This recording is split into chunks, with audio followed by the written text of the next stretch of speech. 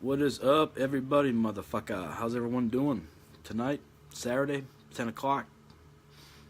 Hope you know where your children are at. Hope they're in bed, tucked away, nice and safe and sound, because this is not good stuff for them to watch. Corrupt their innocent little minds. I'm the Don, guys, as y'all know. And this is. Can't believe I'm actually saying this. This is actually season 2 premiere of Just Our Opinion, The Voice of a Dying Generation. And like I said, I'm the Don, and we will be joined here in a second or so by my gracious co-host, my real brother, Dr. Toon. So, guys, this is awesome. Season 2 premiere. I can't believe this. I can't believe I sound like I'm on damn TV. I can't believe I actually made this. Is actually going to be our 9th total episode altogether. We've been off for a month. You know, I was doing my thing. Dr. Toon was gathering some of his ideas so we can come back strong for season 2, guys. This is awesome. So anyway, I'm going to get him on, and this is going to be, again, all for you guys. We're going to have some fun with this shit. So let me get old Dr. Toon on here, guys.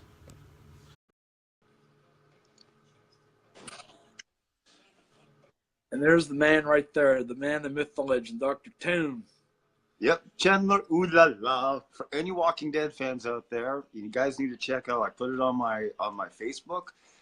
It's Andrew Lincoln singing a ode to Chandler Riggs, aka Carl Grimes, and it's just a minute and 25-second little clippy thing where he's playing the song, and it's called Chandler Ooh La La. Chandler Ooh La La. It was like Chandler Ooh La La. We're going to miss you, Chandler Ooh La La. Oh man! I'll tell you what, I'm feeling a lot better than I have in the last month, man. Well, that's good, man. That's good. It's like I posted, man. I can't believe, man. This is the official season 2, episode 1 premiere, man. Yep, it is. This is our second. What's that? This is our second season, man. Yeah, I'm still a little bit under the weather, but I'm not running to the bathroom every 5-10 minutes for one thing to come out of one end or the other. Didn't know which end what was coming out. This flu season has been the worst I've ever had.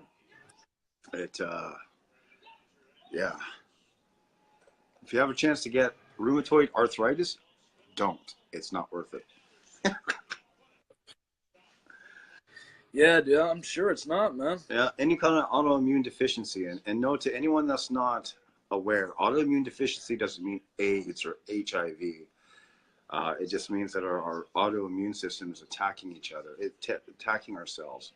It's not, so we have to take suppressants to stop that. So which means I run around without a functioning immune system, which means anything in the air, if you sniffle, I get cold. I'll get sick so you have one sniffle, I get sick for a month.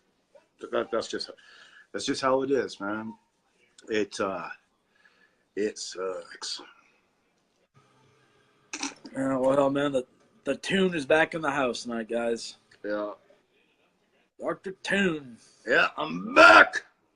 I'm back. Right. Yeah, man. So besides all that, man, what's been going on for the last month? Anything you want to report?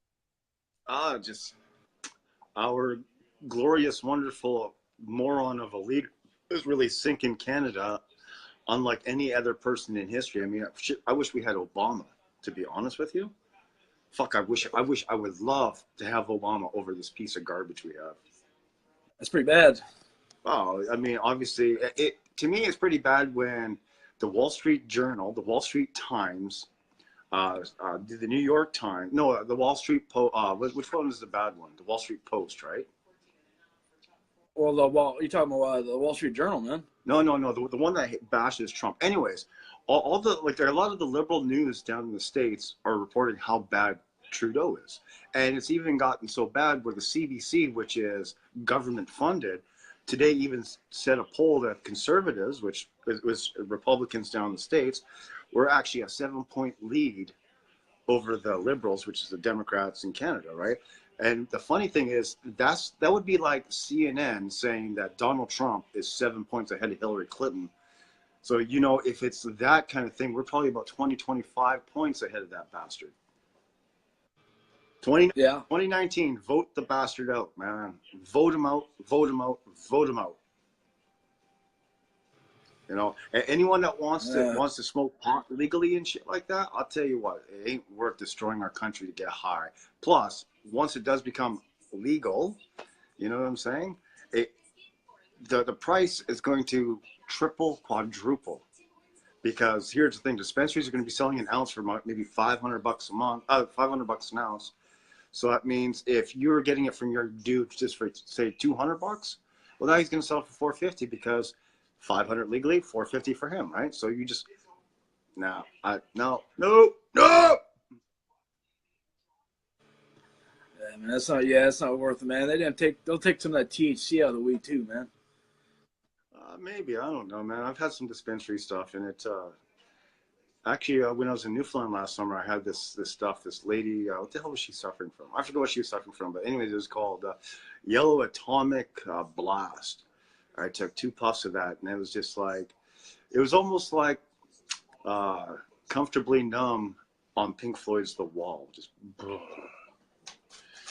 Oh, that's good. Yeah, I could have sworn I heard, I have become comfortably numb. But no, what does she have? She has stage 4 cancer or something like that. So they're giving her the good, powerful stuff, right? Oh yeah. Yeah, and I'm a big advocate for it because I mean all the chemicals they want me to take, all the morphine or whatever kind of Percocets, whatever kind of drugs that they want to put me on. I'd rather smoke a joint, man. I honestly, or a bowl because I can't roll. I'd rather smoke. Oh, yeah. I'd rather smoke a bowl. That way I'm coherent. I may be a little woozy, but I won't sit there and swallow my own tongue because I've passed right out. Oh yeah. Yeah. Yeah. The only thing that being stuck on a couch and in bed for almost a month, the only thing that I mean, I've watched a bunch of older movies and stuff like that. Nothing really. Can't remember anything new. I listened to a pretty good band last night on your recommendation, a band called Soen.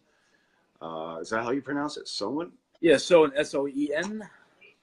Amazing music. I never thought that a band could be so heavy melodic in a Tool sense without being OPEF. And yeah, I really enjoyed it, man. Man, it's like they're just one of those bands. They're another one of those rare bands you really can't classify what genre they are, man. Yeah, they're heavy mellow. I mean, you can definitely hear the prog, the progressiveness. Yeah, I mean, you can definitely tell that Tool is to me, one of their main influences because. Oh, Tool. I mean, they said they were a big Tool. Obviously, of course, Rush. Yeah, but what was that second song? Not Lucidity. What was that second song that? Oh, it was called. It was like it was in their own lane because they're from like Finland, one of these places. So. But that song there, do you know? It almost sounded like. Actually, I'll tell you what it sounded like. It sounded like, remember that, very first single from Earshot? Yeah. Yeah, you know, it's time for me to get away. That's the kind of sound that it had, which is a very anima, little past undertow sound for Tool. And I dig that. I mean, you know me, I dig Tool from Opiate all the way to, well, 10,000 Days, I think that's their best album. My favorite's still Lateralus, but you know, I'm a Tool head. Well, I've got Lateralus playing right now as we speak, actually. There you go. And look at my hair. Oh, dude, man. You look like a big old nutsack set on your head. I look like a Brillo pad that just been used scraping some dishes, man. Oh, yeah. Man. What did I watch here recently? I watched... Radio Gaga. Yeah, Radio Gaga. Radio Gaga. Yeah, you like that Google Gaga shit, eh? Oh, I love the Google Gaga shit. Yeah. That Kakapupu Pee Shire? Yeah. Kakapupu Pee Shire. Who we got in the house? Let's see who we got in the house here tonight. In the house. Besides you and I. In his house. We've got Desiree just popped in. Oh, and Mr. Ed Begley Jr.'s illegitimate son. Come get my son, your son. Daryl! Get your son back! Those Ellsworth boys are bad! Oh, yeah.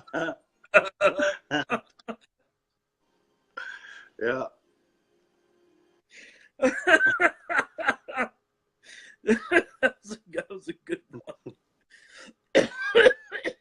Oh, man, I'm high as fuck, man. There you go. I had some grass. Hell yeah. You got it. Smoking some grass, man. Man, we got one of those bumper stickers, man. It says gas, grass, or ass. Nobody rides for free. Are you smoking some reefer? He's like, you said somebody's smoking some reefer. He's like, yeah, motherfucker, I'm smoking some. You got a problem with that? He's like, what do you, he's like, oh, you making an observation with you? He's like, what are you, fucking Isaac Newton? Yeah. He's like, I'm the one smoking pop, motherfucker. Yeah. Man, I can't wait to buy Thor on Tuesday. What's that? Can't wait to buy Thor on Tuesday. Oh, yeah. You know, I was looking at Canadian prices, too. They want $26.99 for it. That's about what it is here. Right. I had a little Don's in the house. Yeah, Emmy, I already talked to Pops. We're going to be there sometime in early to mid-afternoon tomorrow for dinner. Hey, why don't you guys email me some steak dinner, too? Oh, yeah. Digital steak. Yeah. Digital steak. And then I'll do what the Deftone says and go take a digital bath. That's right. Yeah. Dude, man. A long day today, man. Hell yeah, I would imagine. It's a Saturday. Yeah. Yeah, it sucked. I mean, it was good. It was a good day, but still, it sucks. At least I got paid for it. Yeah, that's good. Being on welfare. Being on the farewell? Being on the farewell, man. Living that damn nice Democrat dream. Why not, man? Hey, think about it. They all have brand new phones, brand new kicks. They have fairly new cars. They eat a lot better than most of us. Oh yeah, man. Because I know they get the welfare, they get the food stamps. Well, they eat. They're kings for 2 days, and then they're bums for the rest of it. Hey man, can I bum some smokes? Like, can I get a drag? Yeah, yeah. I still remember that, man. I was in Regina, pulled up to this crosswalk, man, and I had my this is when I still smoke. I had my window down. This native Canadian First Nations. I'm not sure what the proper terminology in Canada is. I know if I was in the States, it'd be Native American. Anyway, so this Native Canadian guy, and I'm not trying to be racist here, but he's like, man, give me a smoke. So I don't have it anymore. He's like, then give me a drag. I'm sitting in my car, and he's walking across the street. This ain't no lie, man. No lie at all. Yelling at me for a drag of my cigarette while I'm like, oh, I'm gone. Hell no. Probably the same guy that siphoned the gas out of your car. No, two different cities there. Man, that'd be crazy. Yeah, there's probably some meth head here. Meth is getting pretty bad in Moose Jaw. That's horrible. Do you want to hear? Okay, you want to hear the epitome of stupid? Okay, oh yeah. Okay, this goes in the Hall of Fame of stupid. Okay, there's this girl here. I guess she's from Calgary, or whatever. She's up in the welfare apartments. Anyway, so she's caught with $19,000 worth of meth. Right, that's a lot of meth, I would think. Yeah. Okay, so she gets caught, she gets busted, she gets processed, and then they let her out on her own recognizance, right? Well, 4 days later, they're doing exactly what the terms of her release was, to go and inspect her house. So they show back up at her place on a Saturday night, and she's got $6,000 or $7,000 more dollars of meth and about $10,000 worth of cocaine there. So they end up arresting her again, and this dude that's living there, that's stupid, man. It's like, hey, I've been out of jail for 4 days. Let's go get some more meth. The cops are going to be showing up unannounced, so I'm just going to keep doing it. How stupid. You know what? In a way, it's pretty good because there's one less dealer out off the street. Oh, yeah. Oh, yeah. You know, there's a big controversy where people are saying, oh, but she has a problem and you know, blah, blah, blah. It's like, here's the thing. She has it all wrapped up individual in little bags or tinfoils or however the fuck they sell it. And so that's for trafficking. So whether she's high on it or not, she's still giving that poison out to children and kids and people trying to get off that shit. Oh yeah. And I think that's 100% absolutely fucked up. That is 100% wrong. And so she deserves to be gone. She does. And hopefully it leads to the person that she got it from. Like, here's the thing. You want to deal in pot or pot byproducts? Who gives a shit? You want to start dealing with meth and fentanyl and stuff like that? Get the fuck off the street, man. Yeah, no doubt. That shit kills, man. It kills. Fucking right it does. Fucking right it does, man. So, Fucking right, dude. And let me just add this little. Let me just respond here. Little Don, you know, we're coming for. If you haven't heard me, yeah, we're coming for dinner, and Jess is coming too. So, yeah, we're coming for dinner. We come visit and come for dinner and hang out with you guys for a while. And my old friend Jessica from high school is in here. What's up, my dear? And well, actually, I saw you last year when you came up to Best Buy. It's a little Morristown friend right there. man, how many damn Jessicas do you know? I don't know. Not enough. That's the best name in the world. Do you know what's funny is that my niece through marriage is Jessica, and my middle son, his best friend is pretty much legally married to a Jessica. I mean, they've been together for what, 4 or 5 years, something like that. So her name is Jessica, and then you have your Jessica. Yeah. There's just too many bloody Jessicas, man. Man, there's not enough Esthers. Or Ethels. or Blanche. Oh, well, there is a Blanche that we know. Yeah, well, she's a sweetheart. Man, that Blanche is just a horrible name, man. Wasn't a golden girl named Blanche? I mean, she was the cool one, obviously, but it's just a horrible name. Was that Betty White's name? Blanche? No, she was Rose. Oh, I don't know. I didn't know. No, that's Rue McClanahan. Oh, she's the one that was the whore, right? Or she was a would-be whore. She lied about it all. I mean, who wants the old pussy anyway, man? There's a lot of fetish people out there who would love that. I mean, that's okay. You know, I'm good. Well, I know you and I are good because we don't believe in that. No, even if I was single, I'm still good. No, I know that. But what I'm saying is that, I mean, you do whatever you do in your behind your closed doors. I do whatever I do behind my. Everyone does whatever they do in their closed doors. Oh yeah. But here's the thing, shit that you would think that no, it couldn't happen happens more often than you think. Like key parties, people are like, oh, that's just a rumor or whatever. Key parties exist and they're rampant. Swingers they're everywhere, man. You know, I don't know if you can see this. This is my new wedding ring. See that? Oh, is that the? Yeah, man. Is that the one that says? What does that say? It says Her King. Yeah, that's the ones that we ordered, man. Mine's gonna be the same color as yours. Yeah. So here's the thing, man. You put that thing on, and then you start getting people looking at you, right? And I don't like that. That's why I'm looking like this. So people are, ew, that guy looks like a bum. I guess he has no money. Good. I'm glad I look like this. Man, I'll tell you what's funny is the place where we got our rings. What's it called? Up at her? I got into their frequently asked questions yesterday. Yeah. About items that you buy. Yeah.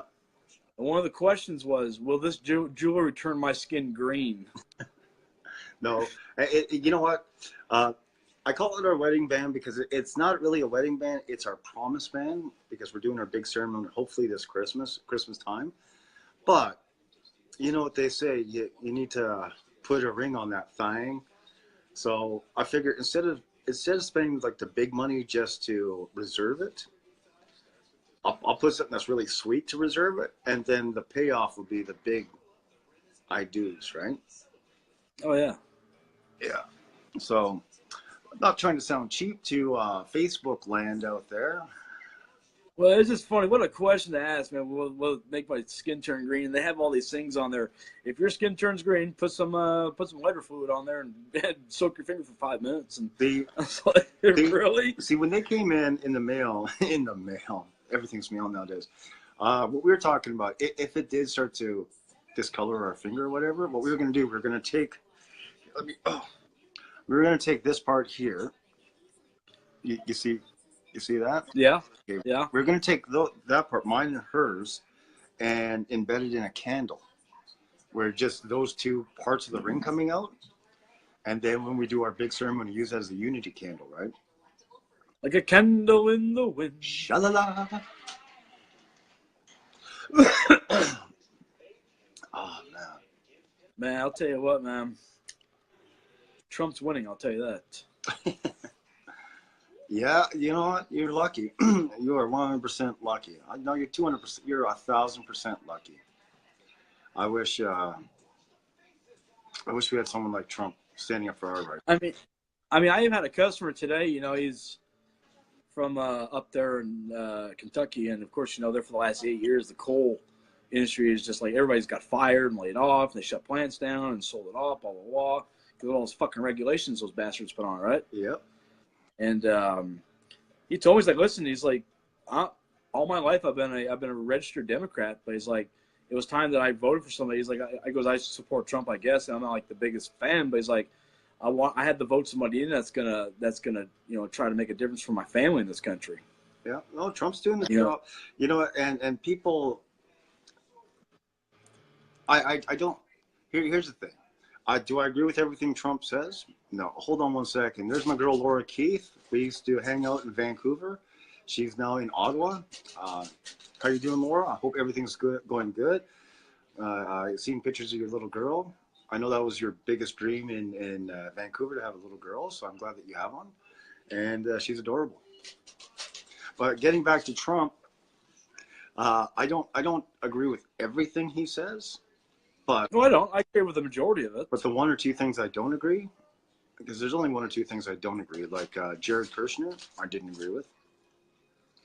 No. You know, I mean, there's certain things like that I didn't agree with, right? So, but I mean, his policies and this trade war, I think it's wonderful. Not because it's a trade war.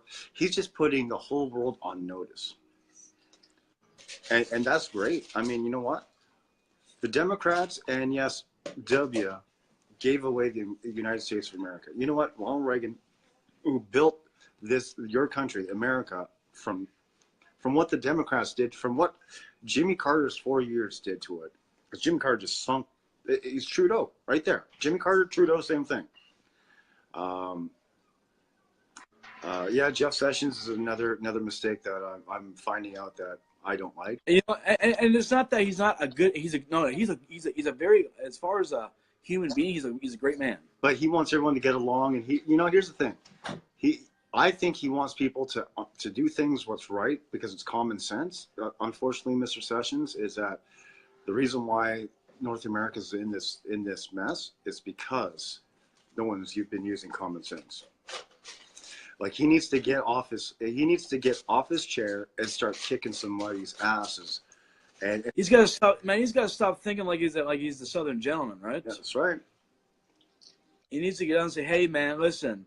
Yeah. There's a time to be nice, but there's a time not to be nice." I think, unfortunately, PDJT, President Donald J. Trump, I think it's time for him to relieve Mr. Sessions from his position and then go and try and convince Trey Gowdy to take over. I say Newt Gingrich, man. Or even here's the problem with Newt. I love Newt. When he was told to step down from Speaker of the House, he made two remarks that one was the wall, but he mentioned it the wrong way when he said Hitler had a good idea with the wall. He shouldn't have put the word Hitler in there, right? Talking about No, do that. But then the other thing he said, all these single mothers that keep having children, we should have two options. One, we're going to fund your daycare for you, and you go to school and you get a job. Or two, we're going to sterilize you. You can have no more children, and we'll take your kids away. Yeah, he's like it's time for you to get your asses off welfare. And see, I agree with that. I agree that if you're going to sit there and shit out kids for a living, you know what? There are a handful of mothers that want as many kids and they can handle it and they love their children and they couldn't be any better, period, whether they're on the system or not. However, go to the bar at the last of the month or beginning of the month, whenever the welfare comes in, and you tell me how many people you go up there, and they're mostly welfare bitches, man. Because if you go in the middle of the month at the same night, the bar will be half full. And if you say, "Oh, I saw this girl," well, she comes in at the end of every month or at the beginning of every month. Oh, welfare, boom. Man, it's a lot better than lot lizards. Lot lizards. Oh, those are the most.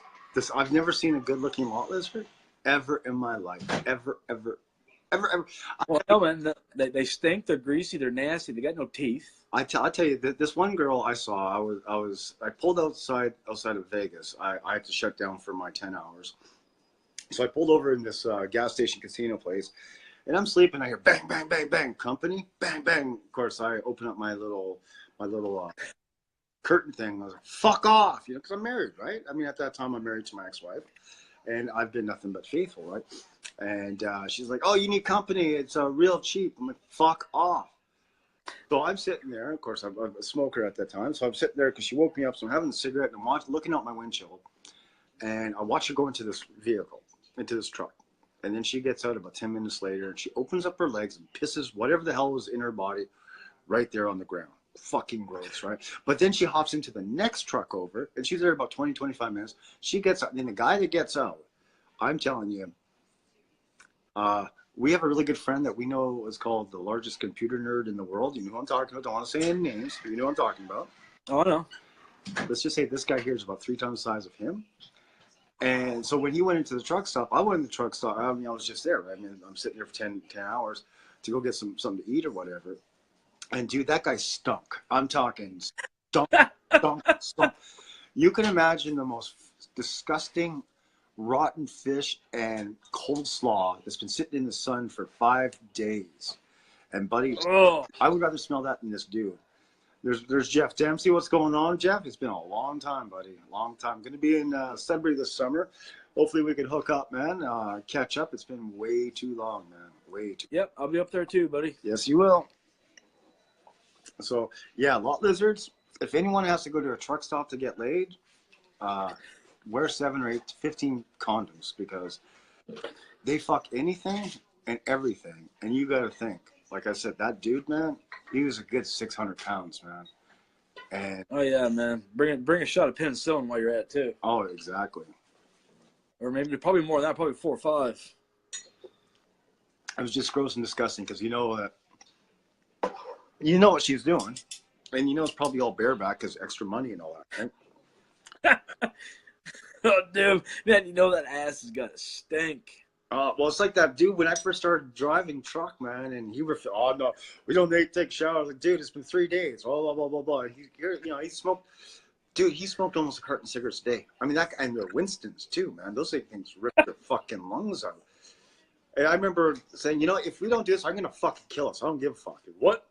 I'm like, we're pulling over now, or I'm gonna fucking kill us. I'm gonna drive right off the goddamn cliff. So I scared the shit out of him, right? You know me, I just don't give a shit, right?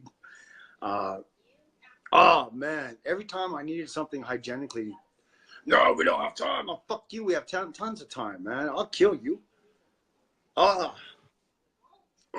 Anyways. Yeah, I had a customer come in there today, man. I mean, this guy was like, he had to be from Cosby or Kodak, one of these places, or fucking, what else is out in that area? Hartford. That's Hartford. He comes in there, he's got his rebel flag, on his hat, and he's a bum, he's got no teeth, and he's like, man, I got me one of them viruses from that Wi-Fi. I said, what? He's like, I got me one of them viruses from using that Wi-Fi at the house. I said, so what do you need? He's like, then he finally starts explaining to me he needs antivirus, right? Right. So he's like, I need. Of course, he doesn't know. He's got a damn wife that looks worse than him. She knows more about computers. Oh yeah, but you know yourself. You can't judge people how they look. Hold on a sec. There's my birthday brother, Curtis. What's going on, Curtis? Birthday brother. Hope everything's going good. You know what I'm saying? Trump 2020, buddy, all the way. So go ahead, pal. I'm sorry for cutting you off. Oh yeah, and actually, I got my buddy Mark now. I used to work with him, Blockbuster. He's the man. He's been around the world. He's a good dude.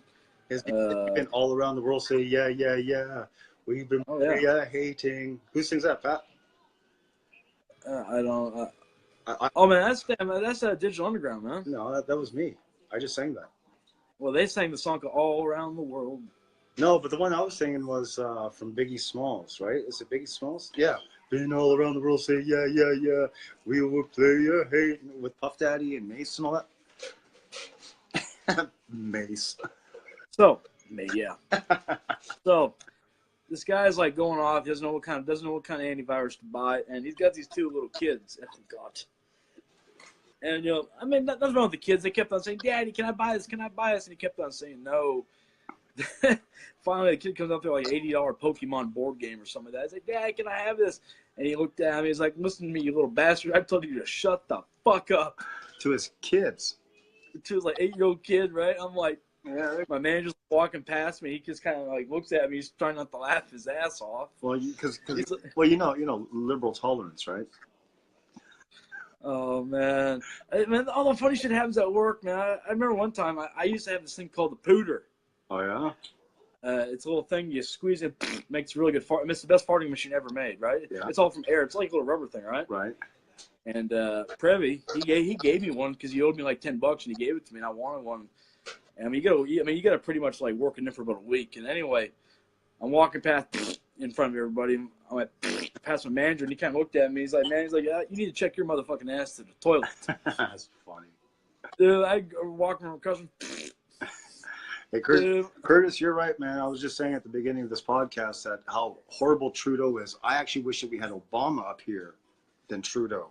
That's how fucked up Trudeau. Trudeau is just. There's not even an analogy to compare with. I would take Sloth from the Goonies to run Canada over Trudeau. Man, you see that Trump and Alec Baldwin are having a little Twitter wars again? Yeah, it's funny. I love how Trump keeps talking about his washed up career. He told me, he's like, why don't you bring back Daryl Hammond? He goes, there was a good actor. Yeah. I mean, it's the truth, man. I go on Alec Baldwin's Twitter, man. You should see all the damn liberal assholes on his shit. Way to go, Trump. Yeah. Way to go, Alec. Yeah, I don't understand the liberal minds. I just have liberal, Democrat, whatever country. I just don't understand. I tell you what really pisses a lot of people off on these quotes that you'll see like on Fox News from all these actors and shit. Yeah.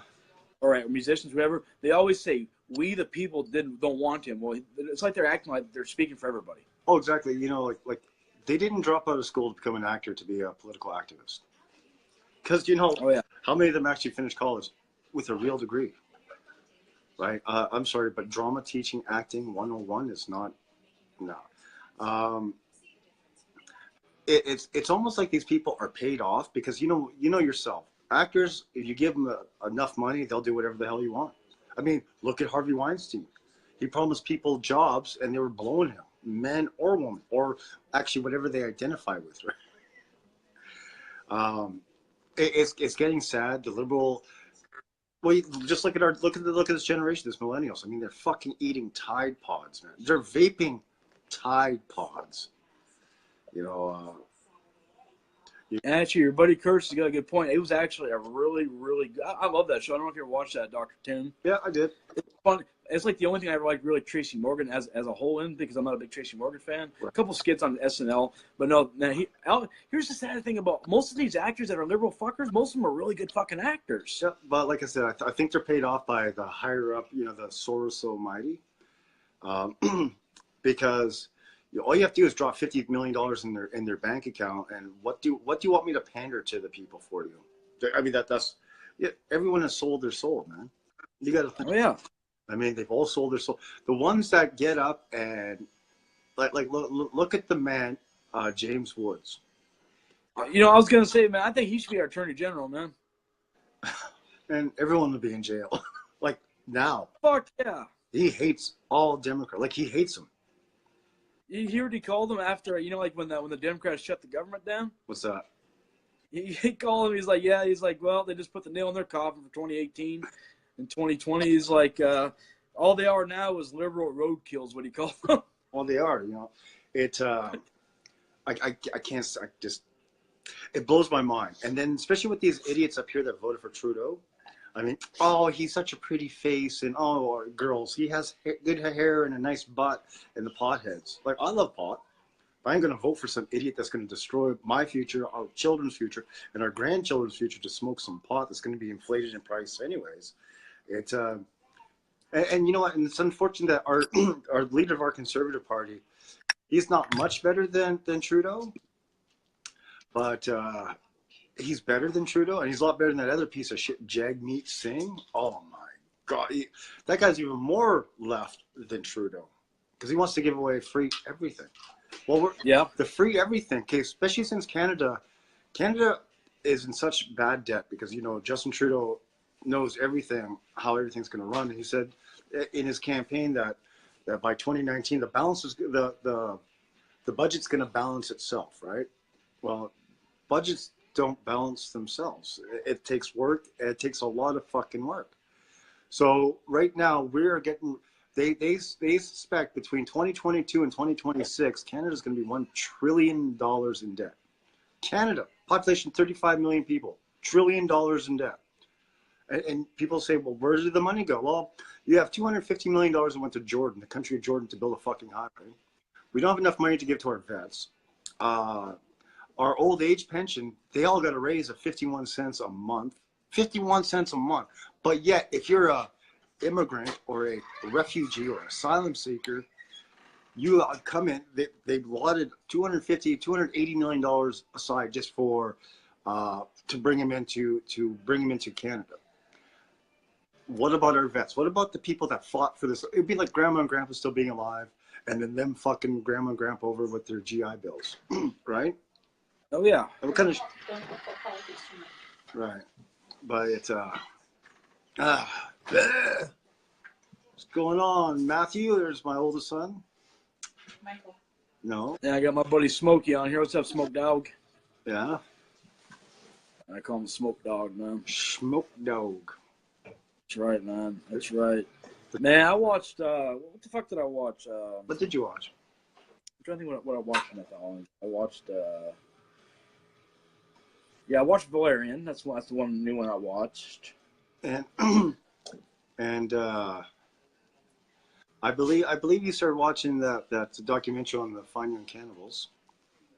Man, I've been watching that for years, man. He's like, Johnny, come home. You know what's funny is you know these songs and I don't. I know that because I pressed the play before I put it on your wall, motherfucker. Yeah, man, you like Fine Young Cannibals. Nope. I know. You like that band? You like that band? Man, you had that London Beat CD or tape. Actually, I didn't, to be honest. Yeah, you did, man. I swear to God, didn't. Fuck yeah, dude. And that ain't blasphemy either, because I swear to God, I didn't. Yeah, whatever, dude, man. You had that shit. Yeah. Nothing's going on, my friend. Just another night, another day, another dollar. Talking with Dr. Tune and all you fine folks tonight. Yeah, I hope everyone out there in Facebook land is having a great night. I hope wherever you are, it's warm or warmer than it has been. And hopefully there's not a ton of snow like we just got drilled today with a fucking winter storm. It's almost spring and we get drilled with a fucking winter storm. Oh, that sucks. What kind of shit is that? You know what? Man. I tell you what it is. It's God saying, okay, we're going to freeze you fuckers, and only the conservatives that don't mind spending the money to heat your houses, you're going to survive. But it's the sensitivity of the situation. Oh, hey, we might have to change subject because we might be offending people. You're in West Texas. Well, hell yeah, Curtis. That's awesome, man. West Texas. What's in West Texas? Oh, lots of guns, lots of cattle. Good people. You know, I get a chance to come back to the States. I was thinking we were thinking either Texas or Southern Arizona. I mean, Southern Nevada, Northern Arizona. That's where we're going, man. We're going to Southern Nevada, man. Yeah. I'm getting a motherfucking job at the pawn store, man. Oh, you're going to be the new Chumlee? Is he coming? No, I'm not the new Chumlee. Fuck you. No, think about it. If you're the new Chumlee. Oh, dude, that's right on, man. Thumbs up to that.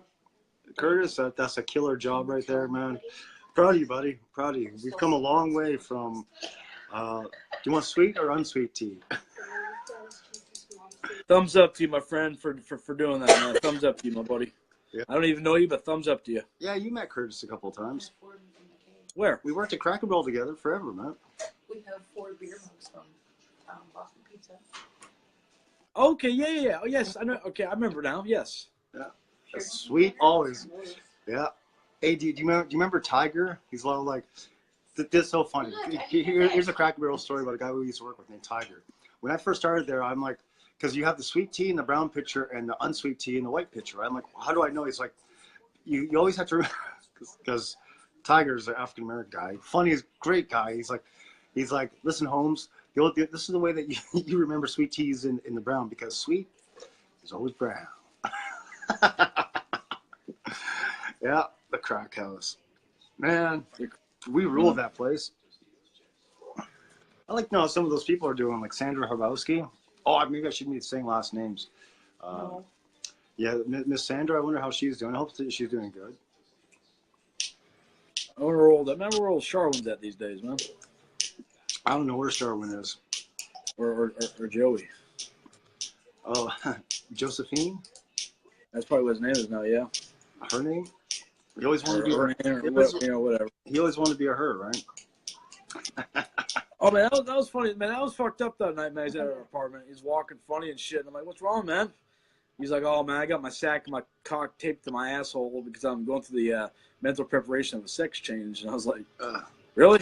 Yeah, but you get good pot though. Yeah, I'm not gonna. That was always your rebuttal for everything. I'm like, "Why is he always over here? He's a good pot." Think about it. Was it not?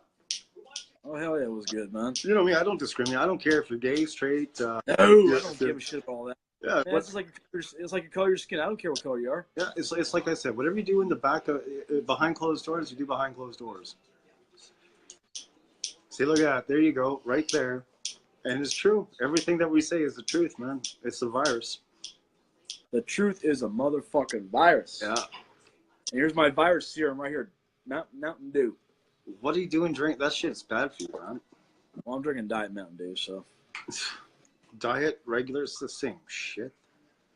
I ain't got no sugar in there, so I can drink it. But, It's horrible shit, man. well, hey man, I don't have a choice. Yeah, you do. It's called water. I drink water as well. It gets a little old after a while, man. I want to have a glass of water. Drink some of that nut juice. I mean, almond milk. Nut juice. No, thank you. I drink a little bit of chocolate milk, but that's about it. Yeah. It's good for your asshole. Mixed with vodka. Yes, actually, you're right, man. Mountain Dew and vodka is actually a pretty good mix. No, Mountain Dew and Southern Comfort. The only way I can drink Mountain Dew is with Southern Comfort. I can't stand or Mellow Yellow. Same fucking thing, man. Just Man, you get me a damn fucking 40 of Old English, I'll be good to go. isn't that isn't Old English? Isn't that cologne? No, that's English leather. Oh, same thing. Old English, man, 40 of malt liquor, man. Hey, do you remember when you had your Aqua Velvet and someone said, "Hey, you can drink that"? Well, I didn't drink it though. No, I know that because you're not a moron. Yeah, man, people were getting high. I mean, I get drunk off that shit, man. That and Scope, all that shit, man. And fucking antifreeze. I went to a party in Garson, because Garson parties, and this guy was actually, he had a quart of motor oil, and I thought that he just put his drink in the motor oil so no one would drink it, right? It's fucking real motor oil, man. And unfortunately, that's our generation, but holy fuck, drinking motor oil. Not as bad as Tide Pods. No. No, I'd rather huff pink than do Tide Pods. Yeah, pink tuffers. or some, I mean, it's pretty bad when you know those cans of compressed air you can buy? Oh, you mean Whippets? Man, it's pretty bad when you got to ID people for this shit now. Yeah. Yeah, it did. Over the top. Yeah. Oil. What, the movie? Yeah. What worked in Over the Top? I think he was drinking motor oil. I forget what Stallone's name was in that movie. Oh yeah, I'm not sure, man. It's been, last time I saw Over the Top, I think it was when it was first released on DVD. Yeah, I think me too, man. It's been 20 years since I've seen it. Yeah, I think I should kick it up on my Android box. I mean, I own it because it came in like a little set with. It was that at the time that was the only way you can get Cobra. Yeah. I got Cobra, Over the Top, and a movie. No, Assassins was in there. Oh, I love that movie. That's a good movie, and that movie called The Specialist. Oh, I don't like that movie. That's a good movie. Now, James Woods, of course, plays a good bad guy. Yeah, isn't that the one with Michelle Pfeiffer in there? Sharon Stone. Same thing. That was a good movie, man. Yeah. No. Yeah, dude, Cobra, man. It's like my buddy Smokey said, Cobra, man. Cobra is like one of the worst, best movies ever made. Yeah, because it's not a bad movie. It's a good movie compared to shit that. Technically, it's a well-made action movie. Well, compared to the shit that they actually made during that time, I mean, it was complete garbage, man. I mean, no, Cobra was really good. Most of the other stuff was garbage. Yeah, like Christopher said, Battleground. It's what was it called? Battlefield Earth. Yeah, Battlefield Earth. That's right. Cobra was fucking awesome. Yeah, Fuck yeah, it was, dude. Man, it was Stallone, man. that's right. I still like what's that? Locked Up? Is that Lock Up? Lockup where he's in prison. That's a fucking that. Yeah. Who else was in that movie with him? Man, Donald Sutherland played the damn warden. That's right. Anything with any of those guys in prison where they have to beat the shit out of people, like Van Damme's Death Warrant. Oh yeah. You know. Man, how about that good fight in damn Tango and Cash when they're in prison, man? Yeah. See, there's another awesome one. And then look at Schwarzenegger and Stallone in Escape Plan. Oh, that's a badass movie, man. Badass movie. Yeah. And that's right, Smokey. Arnold all the way. I still love him. He's been quiet lately, thank God. That's because he knows his boy Kasich is never, ever. The only thing Kasich could do with the White House is smell the grass as he's walking by the gated fence. Oh, yeah. And my boy Chris is in the house without my brother. He's probably at work. Oh, yeah. Man, what's that Schwarzenegger? He's put on another. He's got a new one. He's got a new one coming out with Jackie Chan. Does he? Yeah. Oh, I didn't know that. Yeah, it's coming out. It's based off some book or something like that. I don't know. I haven't even seen previews for it. It comes out in August or something like that. Do you know what's really sad about Arnold's film career? What's that? Is that they've put King Conan or Conan the King, whatever they were going to call it, they put that on hold. Man. The guy is 72 years old. You know, they need old man Conan. I mean, that's what the prophecy was at the end of both Conan movies, right? Oh, Expendables was great. Oh Yeah. I love them all, man. You've never seen the third one yet. I've seen the third one. Yeah, the PG-13 one. Well, I mean, I got the unrated version. Now, I'll tell you what, that was a good comeback for Wesley Snipes for Blade. You know me, Pat, I'm not a very big Wesley Snipes fan. I like certain movies. I really enjoyed his portrayal in that movie. I like the first two. Yeah, the third one, because they were trying to cram the new guys down our throats, right? And I didn't like that. Man, I was tired of the whole Dracula thing at that time, man. What's that? Well, see, like Dracula was the villain in Blade 3. Oh, Blade 3. No, I was talking about the Expendables 3. Oh, I thought you were talking about Blades. No. It was Expendables 3, because that was Wesley Snipes' comeback, right? And here's the thing about the Expendables 3. Mel Gibson is the bad guy. Love it, because he didn't sit there and start talking. He's like, hey, do you want to know how you kill someone? Boom! That's how you kill someone. You don't say any shit. You just pull the trigger. They're dead. Move on. That's what you do when you're a bad guy. You know what was funny is that Bruce Willis wanted like $20 million for like a one-day shoot. Yeah, and that's when they brought in Harrison Ford, who I hear is a bastard. I hear that Harrison Ford is a bastard to work with, too. I've always been hearing that. Yeah. They, it's funny. Bruce Willis is like, fine, don't pay me. He's like, you won't replace my character. See, at that time, Clint Eastwood was in talks to be in that movie. Oh, that was which would have been amazing. And, he didn't, Stallone didn't say anything. Then finally said, yeah, it's fine. We got Mel Gibson. We got Harrison Ford. We're cool. They have Arnold. You got Arnold. I mean, yeah, it's funny. Kelsey Grammer actually showed up in there. Man, he played. I like those roles that Kelsey Grammer plays. I'm not a big, was that? I'm not a big Frasier fan. I like him in Cheers. He was tolerable in Cheers, but when he plays those dark side characters, I like that shit, man. Sound like Down Periscope, man. Yep. See, that was good. I mean, what else better, man? When you get him, you get Rob Schneider, you get Harlan Williams, you get Bruce Dern and Rip Torn. That's right, Harlan Williams. He was doing the whale noises, right? Dude, man, you just saw people just looking around and just trying not to laugh their asses off. Yeah. Oh yeah. What else here? I heard it was about reviving Jason Statham for his career. I got still. Feeling's right, but can you tell who I'm talking about? Oh yeah, well Jason Statham, yeah man, yeah, because man, I love Jason Statham, but man, it's the same fucking movie. You're exactly that's. I mean, and he does it well. Don't get me wrong, he does it well. Yep. And he's actually, if you go back and watch stuff like Snatch, he's actually a pretty damn good actor. Well, the first Crank was good. I like the first Crank. I like the first Transporter. But my favorite role is still the first Expendables. Just when he went to the basketball court and just showed those five guys what it's like to be beaten like a woman. You touch a woman, and that's exactly what you should get, man. You should get. The only thing is, he stabbed the basketball when he should have stabbed that dude in the balls. That's what he should have done. Dude, man, he cleaned house in that damn basketball court. Love it. And you're right, Curtis. Poor Arnie, he can't get to the chopper. I can't get to the chopper no more. No, he can't, man. You know what? I was so happy he was coming back, and then for him to speak at the DNC for Hillary Clinton on behalf with James Cameron, really, it hurt, man. Because throughout my whole life, Arnold Schwarzenegger was a staple. I didn't care if it was Raw Deal. I even went to the theater to watch Junior. Bad, horrible movie, but I still went and watched these shit things, right? And then for him to come out and do that, man, I really backed the wrong pony. It should have been Stallone over Schwarzenegger. I was always Schwarzenegger over Stallone. But now I'm Stallone over Schwarzenegger. Man, Stallone's he's a hardcore conservative Republican, man. Yeah. Well, you know what? Even if he was a Democrat, they keep their mouth shut. I'll watch your movies. You don't keep your mouth shut. Fuck you. And here's the thing. Even some conservatives are way, way right-wing crazy. I don't want to support them. There's a difference. There's just between being extreme right-wing and extreme left-wing. Right? To me, you need both Democrats and Republicans in their purest form. That way it balances. If you don't have any, you have to excuse me, I'm kind of brain fogged, rheumatoid arthritis. If you don't have any competition with each other,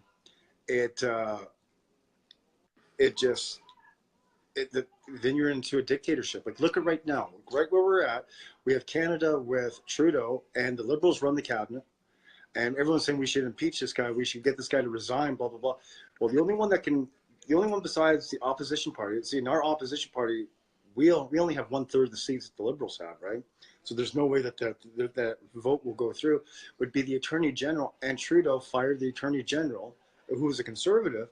When he first got him and fired him and then put his buddy as attorney, so you think his buddy's going to tell him that? No. It's all corrupt, right? So I believe in good competition. You need both sides. You need to look at and view at both sides. I totally agree with it. However, I don't think you should fuck with the Constitution whatsoever. And I don't care. Oh, well, it's not written for modern times. Fuck you. That piece of paper was written for the freedom of all men that lived and born in that country. 100%. And for them to try and change this and change it to suit today's no. That's why our youth are eating Tide Pods, for Christ's sakes. Common Core. Like look at my son. Common Core. You ask him, 5 times 8. He's like, what are you doing? Oh, I'm rounding up. Like, what the fuck do you mean rounding up? You don't need to round up. I saw this perfect question. It said, if a train is leaving somewhere at 3:16, but it's carrying 400 tons of this, and another train is leaving at this time with 300 tons of that, what time will they meet, and how much will it all be together? And someone said, under Common Core, purple. Because you thought, I can't figure Common Core out. And Pat, I'm a math. You get us back into our math, and I whip off numbers like boom, boom, boom, boom, right? I mean, shit. It's just second. Oh, yeah. But when you're talking to people that are 25 and you ask them a simple question like 5 times 5, and they're and I can say, count on your fingers. How do you do that? It's like, oh my God. Like, and it's like my buddy Smokey says right here, man. It's supposed to be balanced, but money talks. He's absolutely right. Yep. Oh, exactly. It's well, it's like I was watching Tucker Carlson a couple nights ago. Tucker's And I love Tucker and Hannity and Laura Ingraham. I've just been trying to stay away from the news because I'm just getting tired of hearing about all the shit. Right. But I was like, you know what? I haven't watched it in a couple months. Let's check it out. Get a good, because you always get a good laugh on the Tucker show, right? Oh, love it. And so anyway, they were talking about for the 2020 nominee. I mean, the person that's going to have to be who's going to be nominated for 2020 for the Democrats, not going to be a Democrat, is going to be somebody going to be so far left. Yeah, it's going to have to be. They were talking about female possible candidates. They said the only person that could honestly probably secure a nomination if she ever ran was Michelle Obama. Or Oprah. No, Oprah's not that far left. No, but Oprah has enough following to challenge. But she's not going to run, though. But now here's the thing: would Oprah take the high road if Trump was to ever take? Because see, I love Trump when people, oh, he's playing dirty. What, you mean he's expressing the truth? He's telling exact facts? How is that playing dirty? You guys are bullshitting about him every. You know, I was watching Fox and Friends this morning because I miss Ainsley, and Ainsley was on tonight this morning. I love Ainsley. Ainsley Earhart. She's an angel, man. She's just the kind of person you just want to sit beside and just feel the warmth and glow of her personality. I mean, she's physically beautiful, but she is just a beautiful person, period, right? So anyway, so she's talking this morning, and she got a question from someone saying, I forget who they're talking about. Oh, they're talking to Geraldo. And so Geraldo Rivera, someone asked him a question, and they said, have you ever seen in your lifetime a family this scrutinized ever in politics? And he's like, no, honestly, I've never seen anyone scrutinize this. I mean, oh my God, I think she used a different kind of toilet paper. I think we need to investigate. Oh man, she didn't shop at Fine Food. She shopped at this. Oh, we got to investigate. It's got to be collusion. You know, it's like, fuck off, man. Why don't you go? What about the Clintons? I wish I could have a $20 million wedding paid by you, Pat, and my buddy Curtis, and all my other buddies all around the world, because you know what? That's what Chelsea Clinton got. Dude, I just still think it's funny when Trump's like, who the hell wants to visit those shithole countries? Well, they are shithole. Yeah, but he wasn't talking about he wasn't talking about the people. He's talking about the government. Well, Canada's a shithole country because of that. And I mean, you got to think about this, man. We're needing our transportation. He is taxing the shit out of the transportation industry so bad that trains are shutting down, tractor trailers are shutting down, and that means for farmers and petroleum workers, they have no way to move their product. And that's what he wants. He wants to do that, so we're totally dependent on foreign oil. Meanwhile, Canada has the most oil in the fucking world, untapped, like 100% untapped. And Trudeau is, first of all, he's selling most of our land to all of our uninhabitable land that is totally great for industry to China. Like they're actually buying big chunks of land. And that's just, it kills me because it's like, why aren't we letting like our neighbors to the south or even our own homegrown investors buy this shit up? Why are we giving it to China? Why are we giving it to India? Like nothing against these countries or these people, like nothing at all, but this is my country. Just like America is also my country. When I was down there, I mean, I loved America so much. I remember before I moved there, I remember when Ronald Reagan said the greatest line ever, when he said, terrorists expect America to be passive. Well, America will be passive no longer. When I heard that, and he blew up Muammar Gaddafi's, killed his two sons when he blew up, I said, this man don't give a fuck. He wants to keep his country and his people safe. And I like that. And that's why I like so much like Harper. Harper, for Canada, I mean, he kept Canada when the whole world was in this depression, Canada was actually creating over 1 million jobs a year. I mean, we were thriving. Kept us afloat. I mean, out of all the G8 countries, G7, whatever G it is nowadays, we were on the top, man, because you have to think, conservative thinking, making money, not giving everything away to, oh, well, I have this in my ancestry about 25,000 years ago. Oh, got to give you some money. Oh, well, I found this stone. Oh, got to stop all business. You know, oh, there's a frog. Oh, no more pipelines. Like, fuck off, man. And let me just I'm going to reiterate this to people that are skeptical or doubters out there. Trust me, guys, in America, your second fucking amendment right is going nowhere. Oh, it's going nuts. I wish we had a second amendment. It's not going anywhere. Yes, I don't think people should go out and be able to buy a fucking. Nobody needs an AK-47 for home defense. Well, you never know. You mean, you could do if you're in Chicago, because I mean, you could just get shot by sleeping in your own bed, man. And that's the thing. Trump said this: when you advertise gun-free zone, that's where they're gonna go. Of course, the criminals. Like it's that thing I posted on my Facebook. He's like, I said, yes, all the criminals and thugs and drug dealers and stuff. As soon as you make guns illegal, they will hand in their guns because it's illegal. Drugs are illegal. Look at the drug epidemic. And that shit. Dude, I remember. What was it? Speaking of guns, I remember it was a few years ago. There was a shooting on a army base down there in Texas. I know there's one. I know there was one in Tennessee a couple of years ago. I know that was one Chad knew. There was one in Texas a few years back. Anyway, ISIS, of course, they claimed it and blah blah blah. And then I guess the ISIS said, "All right, Texas, we're coming after you again." And Texas was like, "Okay, come on down." Yeah, I remember that. I remember when who's governor at that? He's still the same governor. What's his name? Who's governor of Texas? I can't remember. I know. The senator, of course, is Cruz, but Yeah, no, it wasn't Chris. Well, whoever the governor was said, because Texas is they're the only state that can pull out a confederation, because that was the terms from. That's why they're called the Lone Star State.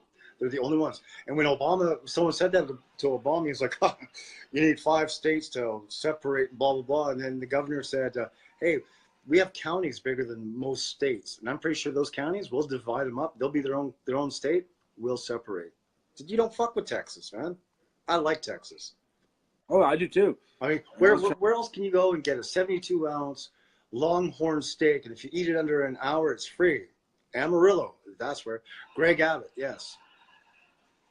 Yep. You're absolutely right, Smokey, man. The FBI is trying to fuck Trump, and yeah, that's right, man. They were warned about that kid in Florida. They didn't do a damn thing. They were warned months ago.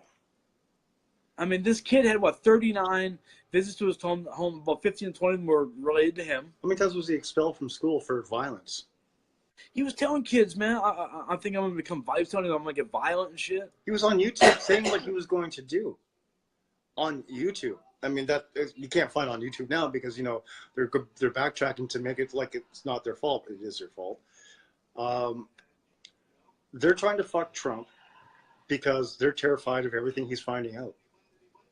Just look at, of course. And I think it's funny because Trump doesn't come out straight out and say, "Hey, this person's done this." He's like, he dangles a little piece of meat, so these rabid wild animals go after him and they start bashing him. He's like, "Okay, investigate." Oh, guess what? Look at the collusion, uranium-1. And that's where Jeff Sessions should be jumping on these people's asses. The moment that Mueller, who hates Trump, who's a never Trumper, comes out with shit against the Democrats, and yet they're still going to investigate Trump for the shit that the Democrats are being found out. What the fuck are they talking about? The investigation is over. I know why Trump left him in, because you know that he was going to find all this shit.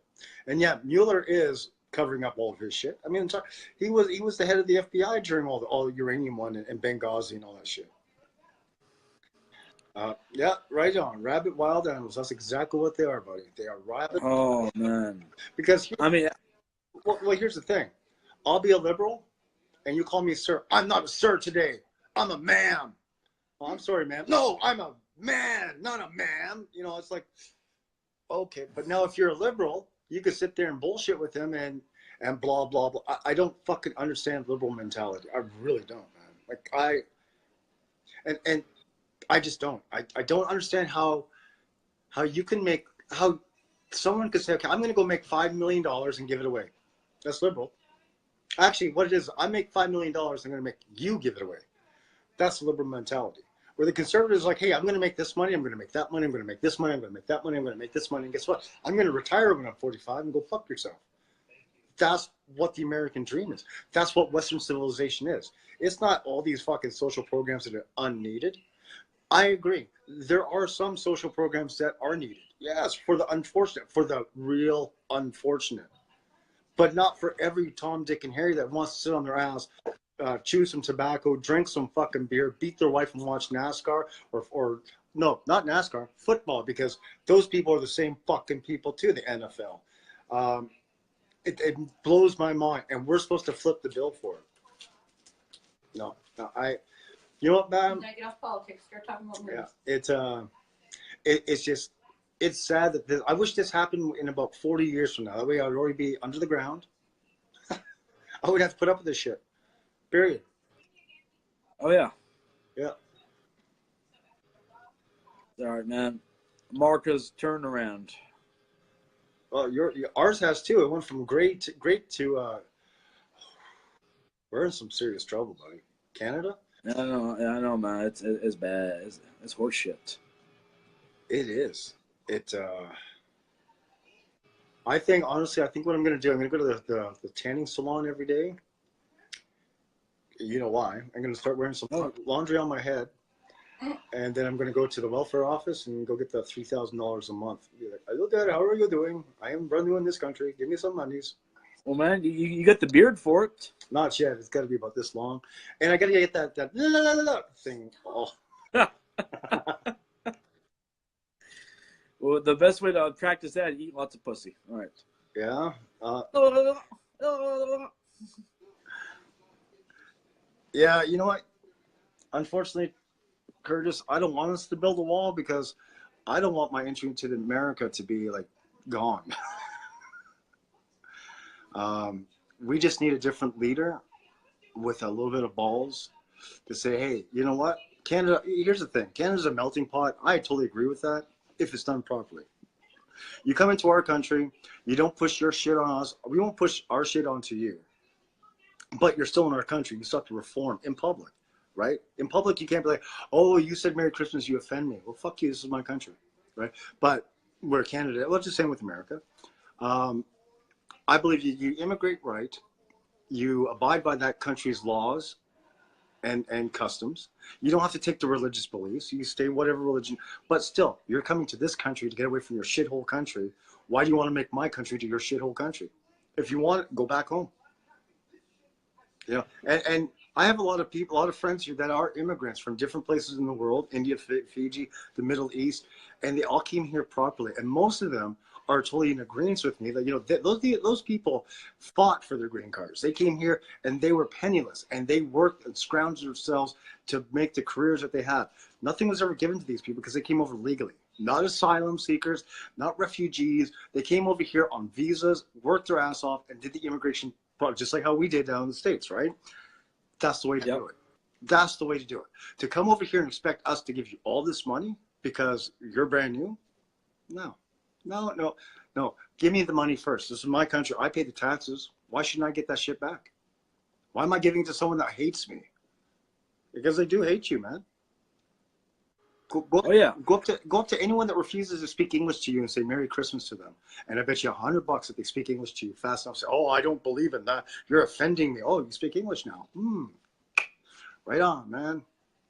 Right on, man. Well, it's like Andrew. Right on, man. It's like Andrew Dice Clay says. There should be a sign at the border. You can't speak the language. Get the fuck out. Yeah. You know what? And here's the thing. And this is not racist, and I'm going to tell you why. Because if we go to their country, they expect us to know their language. And you know what? I would make an attempt to do it. But here's the thing. I understand that there are people in destitute and people that are actually... Okay, there's a guy here in Regina. He is a Syrian refugee. He ended up getting, relocated from Syria, from Aleppo. You know, the place Gary Johnson doesn't know. Aleppo, what's up? So, but he got displaced. He got displaced from Aleppo to Jordan, and since he's a Christian, he's a Middle East Christian, just so much shit was going on, and he came over here 4 years ago. In that 4 years, because he was a soap maker there, he started his own business, and man, it is worth millions of dollars. And that was not. And he said, "I got no handouts. I came here under the refugee program. They get, and because this was during Harper's time, so they weren't getting the $3,000 a month. They were getting pretty much what welfare was, right? But still, he created his business. Him and his family worked their ass off.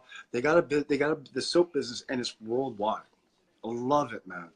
That is success stories. That's people that say, I don't care what the situation is. I'm going to go somewhere else and make a life for me. I'm not going to go there and sponge off of people, right? Yeah, no doubt. Yeah. I mean, it's like Rick Harrison says on Pawn Stars all the time. He's like, you know what? Not all, but most people that actually work their asses off and work hard usually succeed in life. Exactly. Most people do. That's right. There's absolutely no shame in a hard day's work. You know, there's people out there that are billionaires, millionaires, or miserable as fuck. There's people out there that work 20 hours a day, stinking to high heaven when they come home. They're the happiest people in the world. Hey, I know the exact feeling, man. When I was in Nevada, look, I was pulling 16, 17 hours a day. No, I'm sorry, I was pulling 11 hours a day. They're like, I'm coming home. These people are coming home, and they're like, you know what? I don't have much, but you know what? I'm providing for my family, giving them food, shelter, clothes on their back. The biggest riches in the world is the love of your family. And damn straight. Right. And yes, unfortunately, you need money. You know what? I'll tell you the best way to solve everything. And by the way, Curtis, you're right. I heard that Mecca. If you're not, you could be white, but you still have to be Muslim. If you're not a Muslim, you're not allowed into Mecca. And I heard that. But here's the thing. If you got rid of currency, as we know, and went back to the barter system, it would solve everything. It would. Think about that. Everyone in the country is allotted a plot of land, and you make your own shit, and you trade for what you don't make. Done. Doesn't matter about money or power anymore. It's, hey, I've got 2 acres of this, I've got a couple of oxen and a couple of ducks, and yet you have some chickens and some horses and blah, blah, blah. It's like my buddy Smokey said, he's got the same mentality. You come here legally, you know, and you know you want that American dream, you want that piece of American pie, right? Yep. You bust your ass off. You send your kids to college. You know, you get the nice house with the white picket fence. I don't care if you're a Muslim to a Buddhist. A good person's a good person with good morals. I don't care what your religion is. But that's right. Just like you said, we need the wall because the fuckers we got coming in here, if they're not sneaking in, they're coming in by chain migration on these stupid fucking visas. Well, do you know what I think is funny? Especially when the president of Mexico is, the walls shouldn't be there. If you go to the southern border of Mexico, from Mexico to South America, they have a wall. It's a 20-foot wall so these South Americans and Central Americans can't hop into Mexico. And here's another thing a lot of people don't know. El Chapo, not a big fan of him except for one thing. El Chapo is a Catholic.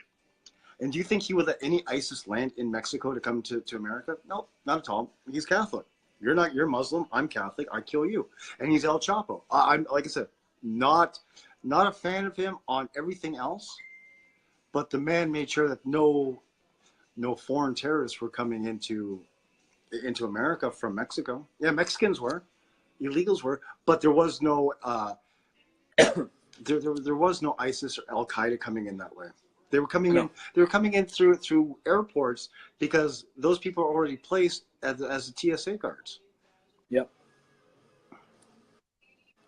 Sad, man. Yeah, I don't want a fucked up duck either, man. What's that? I say, lady, I'll trade you a duck for a fuck for a duck, but not a fuck for a fucked up duck. Say that 6 times fast. Man, I got some good tunes on right now, man. Yeah. Fuck yeah, I got some Van Halen crank right now. I had some curling in the background. I'm a big fan of curling, but the Mrs. Tune decided that she had to go watch Friends. I'd rather watch that than curling. And I like Friends. Man, curling is like the ice version of golf. It's boring. But here's the thing about curling: you could be 7,000 pounds, and you could push it down and drink your beer, smoke your cigarette or your joint or whatever, and let someone else do your sweeping, and then you're done. That's all you have to do. You have to have precision. So you don't even have to have physical strength. we were talking about bartering. Yep. I'll give you a couple of eggs for 20 minutes of your time, honey.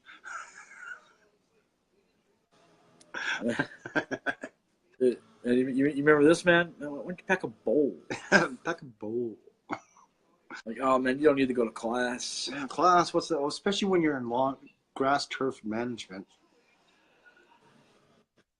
I wish he was on here to hear this, too. Yeah, well, he can watch this again. We're an hour and 15 minutes into it. That's so pretty cool, man. I didn't know if I was going to hold up this long. You're doing good, man. Dr. Tune's doing good. Dr. Tune's in the house, everybody. Yeah, still not totally healed. I'm not totally over this flu, but enough where I can do this. And I'm not, like I said, I'm not running to the toilet every 5 minutes. So. Well, that's always a good thing. Yeah. Yeah. Man, I've been shitting a lot lately, man. Yeah. I've been eating a lot of salads. There you go. Yeah, that roughage will just go right through you, man. Oh, man, it's some of the best damn shits ever. Yeah. I mean, I don't do like kale. I mean, I do like real like iceberg lettuce. Oh, you should do romaine. Iceberg is not I good don't for you. put spinach in my. Spinach is good for you. This iceberg lettuce, romaine lettuce is fine. If you put some spinach leaves in with your romaine, you wouldn't even. No, you wouldn't even taste the shit. You wouldn't even know. If you chopped up the spinach, you wouldn't even know what's in there until someone said, "Hey, there's spinach in there." Dude, man, spinach has fucking stems on it, man. Let me ask you this question. Do you Well, let's remember a go couple outside years and eat a ago? maple. I'll go outside and eat a maple leaf. Let me ask you this question. Do you remember a couple years ago we were at the cottage and we were eating those wonderful sausages, those Italian sausages? Oh yeah. Yeah, you liked that bear sausage, didn't you? That's what we were eating, man. I've eaten bear before. You didn't want to eat bear. When Dad said that was bear and this is Italian, you took the Italian. Dad knew. That's why he told you that the bear was Italian, because it was actually bear. Bear sausage. More responsible for putting up a fence, keeping my cattle. Spinach is, spinach by itself is disgusting unless you're Popeye. I get that. But I mean, if you mix it up and you put some grilled chicken in there and some bacon bits and some anchovy dressing, it's perfect. Nah, that's okay. Anchovy. I'll eat the lettuce. Lettuce. I jam pack it with turkey and ham and cheese and olives and mushrooms and green peppers and all. Just drown that shit in fucking ranch. I'm good to go. Oh yeah, Curtis, man, you have yourself a good night, my friend. I'm really glad that you're kicking ass in life. May 30th, best day in the world ever. Not going to say years because there's too many hackers out there. Birthday brothers, it feels good, man. You have yourself a good one, and we'll talk to you later, my friend. My brother. That's right, dude. Thanks for tuning in, my friend. Yeah. Well, I haven't seen you in years. Yeah, it's been 20 years, almost 20 years. Well, last time I was in Tennessee was when did we leave Tennessee? 2003? Yeah. 2004. No, we left in 2003. That summer. If I'm letting my killer go on to your land, then you as the landowner are responsible for putting up a fence. I don't think we should have to pay to keep rapists and killers out of our country. Yeah, you're absolutely right about that. Yeah. Oh, my friend Trish is in the house. Awesome. Thank you for coming in, Trish. You're one of our loyal followers. Oh yeah, yeah. She's from Southern Ontario. Windsor, is it? Yeah, Owen Sound. Same thing. Just on the other side. It's not the same thing, man. Owen Sound's not crime ridden like Windsor is, man. I know. Guelph. I mean, no disrespect to Windsor, but I mean, that's Detroit, Canada. It's the most dangerous city in Canada to live in right now. You know, they came out with the top 20 census. I think there's 4 or 5. Actually, in the top 20, 10 cities are in British Columbia. I think there's 4 of them here in Saskatchewan. I think there's 2 or 3 in Ontario. You know what's crazy? They didn't even mention Winnipeg, the car theft capital of Canada. Not even mentioned. Not even mentioned? Not even mentioned. Well, they're probably talking about violent crimes. Man, Grand Theft Auto is a fucking violent crime. Well, if there's nobody in the car, it's not. Yeah. No, I know, Trish. I was just messing around about Owen Sound and Windsor being the same place. I know exactly where Owen Sound is. Man, I'm gonna have to. Which I'm gonna have to pop on some Soundgarden, man. Yeah, you should put on something better than Soundgarden. Some Super Unknown, my friend. No, that Suitcase Full of Blues. No. What was it called? That Scott Weiland. Briefcase Full of Blues. No, that Scott Weiland album. All that 12 Barstools Blues, whatever the fuck it's called. Yeah, it's garbage. Man, Scott Weiland. I like, honestly, as a whole, I like 3 albums out of him. The first 2 STPs and the first Velvet Revolver. Now, I'll tell you what you should listen to besides Soundgarden. What's that? Mad Season. Yeah, I might put that on too, but I'm in the groove right now for some fucking sludgy Soundgarden. Why don't you put on some Temple of the Dog, man? You got both. You got the sludgy sound, plus you get the melodic. Yeah, but man, I got an ass, so I got a taint itch. There you go. Get the old scratch there. I wish I could scratch you with my tooth. Well, you're married, right? Ask your wife. No, man. If anybody's gonna touch the taint, it's gonna be me. That's you're married for a reason, man. I know, man. It's just the idea, man. It's graze it with your tooth. Or if you can gain the control of the force, you can scratch it yourself in your mind. Hell yeah, man. Just do some of that Kabbalah like Madonna does. No, you need midichlorians in your midichlorians. What the fuck was he thinking? Midichlorians. Let's just say I have known people that have been killed by Americans and people killed by illegals and worked with a man that was a member of the Mexican mafia that was here illegally. If you care for your country and people or laws, I'm with you. I totally agree with you on that, man. Did you get that statement? No, I didn't. What's that statement? It says right here, I've known people that have been killed by Americans and people killed by illegals and worked with a man that was a member of the Mexican mafia here. If you care for your country and people, our laws are to lack. I might be a typo. Something to keep killers and people, even like the one I call my friend, out of this country. Hey, you damn straight. That's why we have these. We're supposed to have these laws attacked. Keep them out of here. We don't want you. You know, it's pretty bad. These fucking countries don't even want them back. Well, here's the thing. Okay, all murder is wrong. I mean, it is. But there's something worse about someone that's not even supposed to be in the country taking a life. Right? I mean, like, look at Kate Steinle. I mean, I know there's so many more examples in Kate Steinle, and she is the hot topic. She is the big name of it all. But you think about it. That motherfucker should have been in prison or never back in the States. How many times was he deported? 7 times? 5 times. So, I mean, if the laws were actually run properly to keep people like that out, Kate would still be alive. How many other people would still be alive? Right? It's the saddest thing in the world. Where, I mean, murder, losing a child, period. I hope to God I never, ever, ever, ever experience that. But to lose a child to murder is horrible. But to lose a child to murder because of someone that's not even supposed to be here in the first place, and then the government, whatever state government is going to protect those people, what a fucking slap in the face to hardworking citizens, man. Well, you know what's crazy is, you know, like all through Trump's campaign, even from time to time, you know, he had the victims' families from these illegals that killed their kids. Oh. Of course, the media's like, oh, he's just using them for media attention and to get elected.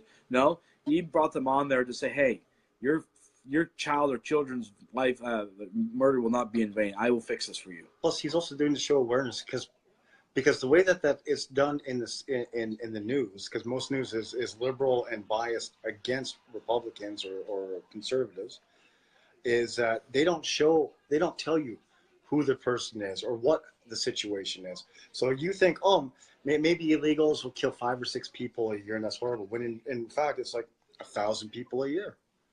You know what I'm saying? They don't mention that, oh, this person was kicked out of the country 7 times, 14 times, was let out of jail, out of federal prison because, you know, Obama let him out because, you know, 5 murders. He can still be, you know, rehabilitated. He has been rehabilitated. He spent his 7 months in jail for killing those 5 cops. He can come back out on the street, and we're going to grant him a pardon and let him stay here as a DACA. No. Anyways, man, I'll be honest with you. I got to get off the politics, man, because the more I think about it, the more upset I'm getting, and I can feel the sweat starting, and I can't be like that. I'll get sick again. To be honest with you, it just infuriates me the way that what the liberals, Democrats have done to Western civilization to make it a shithole, because these people, I don't even talk about it. Next week, we will continue this. Man, I still need to watch Black Panther. Yeah, I haven't seen it either, and I've been bedridden for almost a month, so of course I haven't seen it. I do know this: anyone that downloads or streams or anything, there is a brand new VOD copy of Jumanji, the new rock movie. It just released at 7.5 hours ago now. So if you're a fan of all that, I'm not saying to do it or to not. I'm just giving information that you can find anywhere else. If you're a fan and haven't seen it, do whatever you need to do. Jumanji. Yeah, that comes out on Blu-ray at the end of this month. Yeah, it's already on video on demand, so of course it's out on those sites, right? Man, you need to watch Mom and Dad. Man, we were going to do that tonight, but it was the oldest birthday, oldest son, Matthew. It was his 24th birthday. It was all actually on Tuesday, but with Susan working and stuff like that, we couldn't get out until tonight. So we went to Texas. What's that place called? Montana. Montana. It's Texas Roadhouse of Canada, right? And did you get his comment on there? I understand, and I will not talk again. I had to take months off from politics. Sorry about it. Oh, man, you didn't cause stress whatsoever, man. No. Trust me. No, we'll be talking about this next weekend again. Oh, yeah, trust me. When the Don and I are just talking by ourselves, we usually dig into it 15, 20 minutes, an hour, especially when all the shit that the idiots are doing. Because it affects all of us. And you know what? It even affects the illegals too. You got to think. What I feel really bad about, besides our own homegrown citizens, is people that have been sitting in lineup waiting for their shit. They're being pushed behind so they can get their agenda, so they can get their voters in, right? That's all that Trudeau's doing. It's like, oh yeah, you've been on a waiting list for 2 years. Guess what? You have another 2 years. But no, this person here. But you just came here and picked these people up out of the goat farm. Why are they here? Oh, because they're going to vote for me.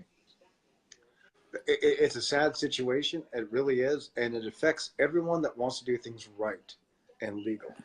And it's the saddest thing. And you know what? And a lot of times these people that are being marked up as political pawns, they don't have any idea. Like, I mean, yeah, there's some scumbags that come here, but there's a lot of families that don't know what the fuck is going on. They're just scooped up out of their home, brought over here, and they're put into a liberal agenda. They don't know what the fuck is going on. These people haven't had TV since ever. They live on goat farms. Look at Spies Like Us. That's where they live. They got no fucking television there. If they do, they're watching the 1972 World Series right now. But, you know, so they don't know what the fuck is going on. And I feel bad because they're used as political pawns. And then what happens, it makes us people that are actually tolerant and welcoming of proper immigrants start to hate all forms of immigration. And I have no hate in my heart. I have distrust, and I have disdain for people that take advantage of this system. I feel bad for people that are wrapped up and have no fucking clue what's going on. It's just like the morons that voted for Obama because, oh, he's a cool president, or Trudeau because, oh, he's going to legalize pot, blah, blah, blah. These people are morons. They shouldn't be voting because they don't know what the fuck they're doing. I feel bad for these people. It's an indictment of Western education system. That's what it is. Now you're bumming him out, he says. Yeah. I'm sorry, man. I'm sorry. Like I said, there's just so much I'll be there for you. Dun, dun, dun, dun, dun. So on the topic of a better situation, man, this is a good cigarette. Hey, do you remember this? Phenomenal. Do do do do do. Phenomenal. Do do do do. What the fuck was that? Is that Sesame Street? Yeah. Or do you remember this? He's all like, you got the three guys who are like, bread, Fred, dead. And he's like, the Fred, bread. Hey, man, sitting at home for a month straight, you start watching everything, man. Dude, I watched, what's your favorite drink, guys? Okay, yeah, here we go. Yeah, let's get some questions. We haven't done this in a while. Crown and Coke, Crown and Ginger, Crown and a splash of water. I guess, and if not, Crown 40 Creek, because it's smooth too. I know a lot of people know old Crown drinkers are drinking 40 Creek, and good old fashioned real Canadian beer. Those are my two drinks. The only two things are, you can ask my wife. We've been together for 5 years, and I don't think she's seen me drink anything alcoholic, anything else besides beer and rye. My favorite drink in the whole world, my two favorite drinks in the whole world, one of them is a White Russian. And then I drink the shit out of those. And then speaking of shit, you like the runny shit, right? Oh yeah. You're all like, no, not moose. No, fuck no. No, you're all like shit in my mouth.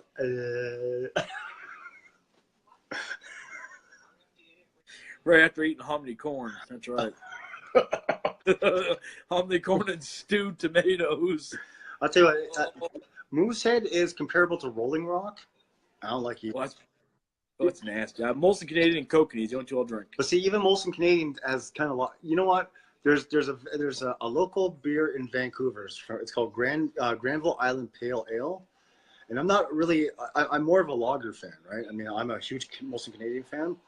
Coors Light sometimes, but Granville Island Pale Ale. Anyone that goes to Vancouver, There's a little island. It's called Granville Island. It's full of bars. Actually, I was there in 2010 when Team Canada won gold medal in hockey. Go Sidney Crosby, golden goal, and it's a circle, and everyone went out, and we were at Earl's, me and this person I was with, and we went out. Everyone was arm in arm. Didn't matter what color you were. There was a guy that had a turban, but it was all Canadian, like Canadian Maple Leafs. So it was the greatest thing ever. He's like, I'm loving hockey. It's very, very good. Yes, very, very good. It was the most unified thing. Actually, the Olympics in Vancouver, man, that was just two weeks of just. It was wonderful, man. Everyone from the world, no one caused shit. Well, the homeless did, but I mean, they're always going to cause shit. It was great, man. I loved it. And Granville Island Pale Ale. We won. They took care of our tab. How could you not like that? My favorite drink of choice is Parrot Bay and Blue Raspberry drink. There you go. That's good stuff. Just like Malibu and Sunny Delight. I like Parrot Bay better than Malibu. Yeah. A little sweeter, that's why I like it. Yeah. But if you put Sunny Delight, you can't taste shit but orange creamsicle.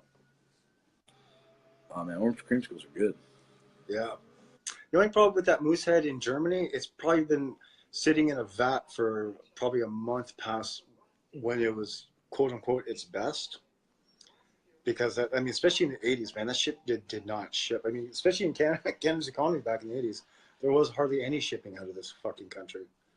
But, I mean, you know, I'll tell you another good beer is Kokanee. Kokanee was a really, really good beer. British Columbia beer. I think you can get across Canada now. You can, because I get it in Ontario all the time. Well, they're not even owned by Kokanee anymore. No, they're owned by Coors, I believe. Damn straight.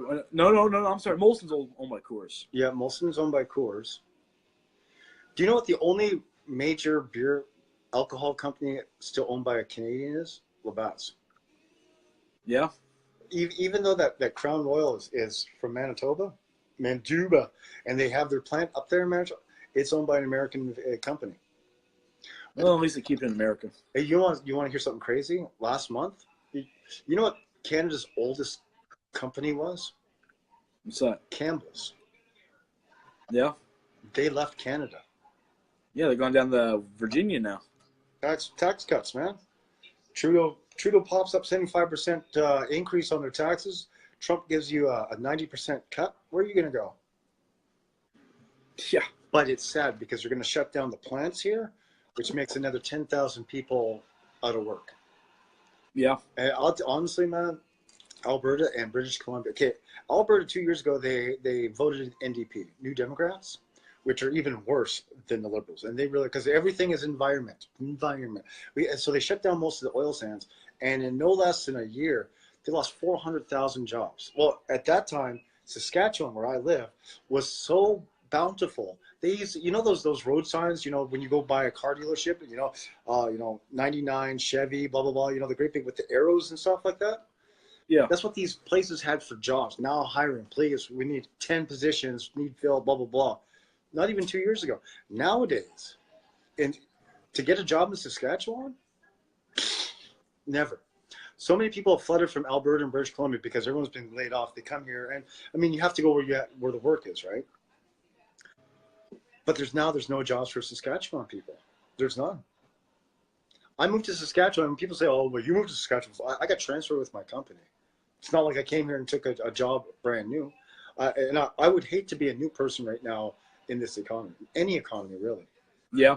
I mean, I know that it's surging down there, especially under DJT. DJT. Yeah, he's the man. But you never know. I mean, you just never know. I mean, things could be going great, and the next thing you know, tomorrow, Kim Jong Ping Pong is going to end up dropping something on Japan, and guess what? World War. It's going to happen. So this is why my wife and I, we're not going crazy like someone that we know went crazy over Y2K. I'm not going to say whose name it is. But we are stockpiling our money and stuff like that. And I'm trying to get it transferred into metals. Yeah. Hey, the old man was right on Pawn Stars. Silver, man. Silver's the way to go. Oh, yeah. Because even if all value from all materials and metals and currency goes, you're still going to need silver. It's the greatest conductor that you can find, man. It It's is. better than copper. It is. So that's after our trip this summer, we're looking at converting all of our liquid assets into metals. Good deal. Yep. And to answer my buddy's question, I have never tried Whaler's vanilla rum. Sounds good though. Oh yeah. I love anything vanilla though, man. Yeah. Like a vanilla on the asshole. Trish, copper is good, and it is, but the value of copper, even if all monetary value of everything was to go away, silver would still be on top because silver is more of a durable conductor, where copper will wear thin. If you look at all the old televisions and stuff from the mid '80s all the way back, everything was built with silver, like real silver in there in those things. Copper is a cheap substitute. It's great. Don't get me wrong. I mean, look at the industry that our father grew up in, that we grew up with our father working in, the mining industry. Yeah. Nickel, zinc, copper, gold, diamonds, salt. Educated on all that stuff, right? Copper's good. Silver's the best. Plus, gold is yellow, and yellow is pea. Yellow's pee. Yellow's pea. It's pee. I don't know if they still make Whalers. I'll have to try that. I'll go liquor store next time. What's that? There's no corrosion though. There might not be any corrosion, but you can't put as much electrical current or any kind of current through copper as you can with silver. Silver is like a direct current. Boom. But like I said, they're both good. You know what? I've got a shit ton of copper. It's called pennies. Actually, pennies are made out of zinc. Did you know that, Pat? Oh no. You know, they're talking here in Canada, they're going to drop the nickel. You know why? No. Why? Because it costs 6.3 cents to make a nickel. Well, if you're up in Canada, because we don't have the penny anymore, but you think about it, everything is rounded up and rounded down. Pretty much everything is on the dollar. Yeah. Or on the 10 cents, right? And if it's not on the 10 cents, it's 75 cents or 50 cents or 25 cents. Rarely do you get 35 cents, right? And even if you get 35 cents, it's a quarter and a dime. So the nickel's going to go. I mean, I read that, I watched that on the news today. I like watching the economic reports because I like to know where our future's going. Well, I've always looked at business shit my whole life. And they're talking about they're going to get rid of that. And we're going to get rid of the $5 bill. And we're going to come up with the $5 coin. And you know why they get rid of bills and they come with coins? What was that? Well, besides being cheaper to make, you think about it. If you have $25 in coins, what are you going to do with those coins? You're going to go spend that shit because your pants are going to fall off, right? Oh yeah. It's a proven fact. If you have change in your pocket, you're more likely to spend change than you are bills, right? Well, those people are geek figs. They are geek figs. Like myself, I look at change as unseen money. I put that shit away, and for a full year, you start January 1st and take it out right before New Year's Eve, and you know you got $2,000-3,000, man. What a New Year's Eve party!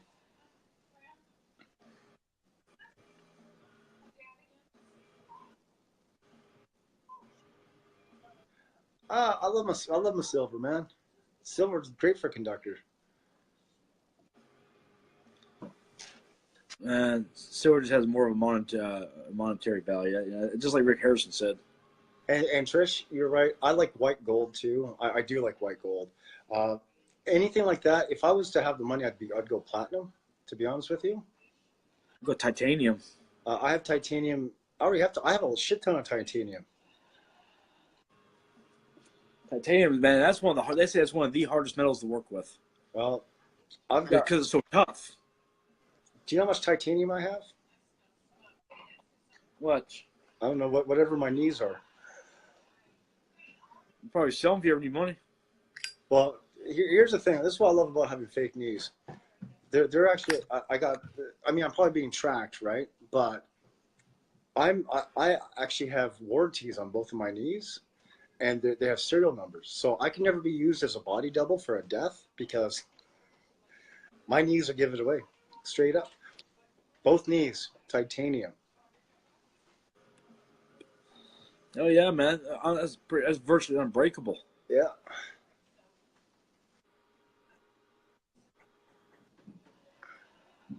That I have to keep that in mind. I give it to my kids. Regards to the change saving. Oh yeah, man. You got to change. I've always changed. I've always saved my change. I remember my ex-father-in-law. I remember the first time that it was coming up towards New Year's Eve, and we're over at their place. You know what I'm talking about. And Yep. He pulls out this sock out of his drawer. I was like, what the fuck? And the sock was about, well, okay, this times 8. I mean, it was just stretched. Just what the fuck is in there?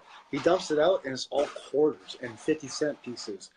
And he had almost $5,000 that he saved. He's like, every time I get a cup of coffee, I give $1 bill. I get, 20, 25, 30 cents back. That's change.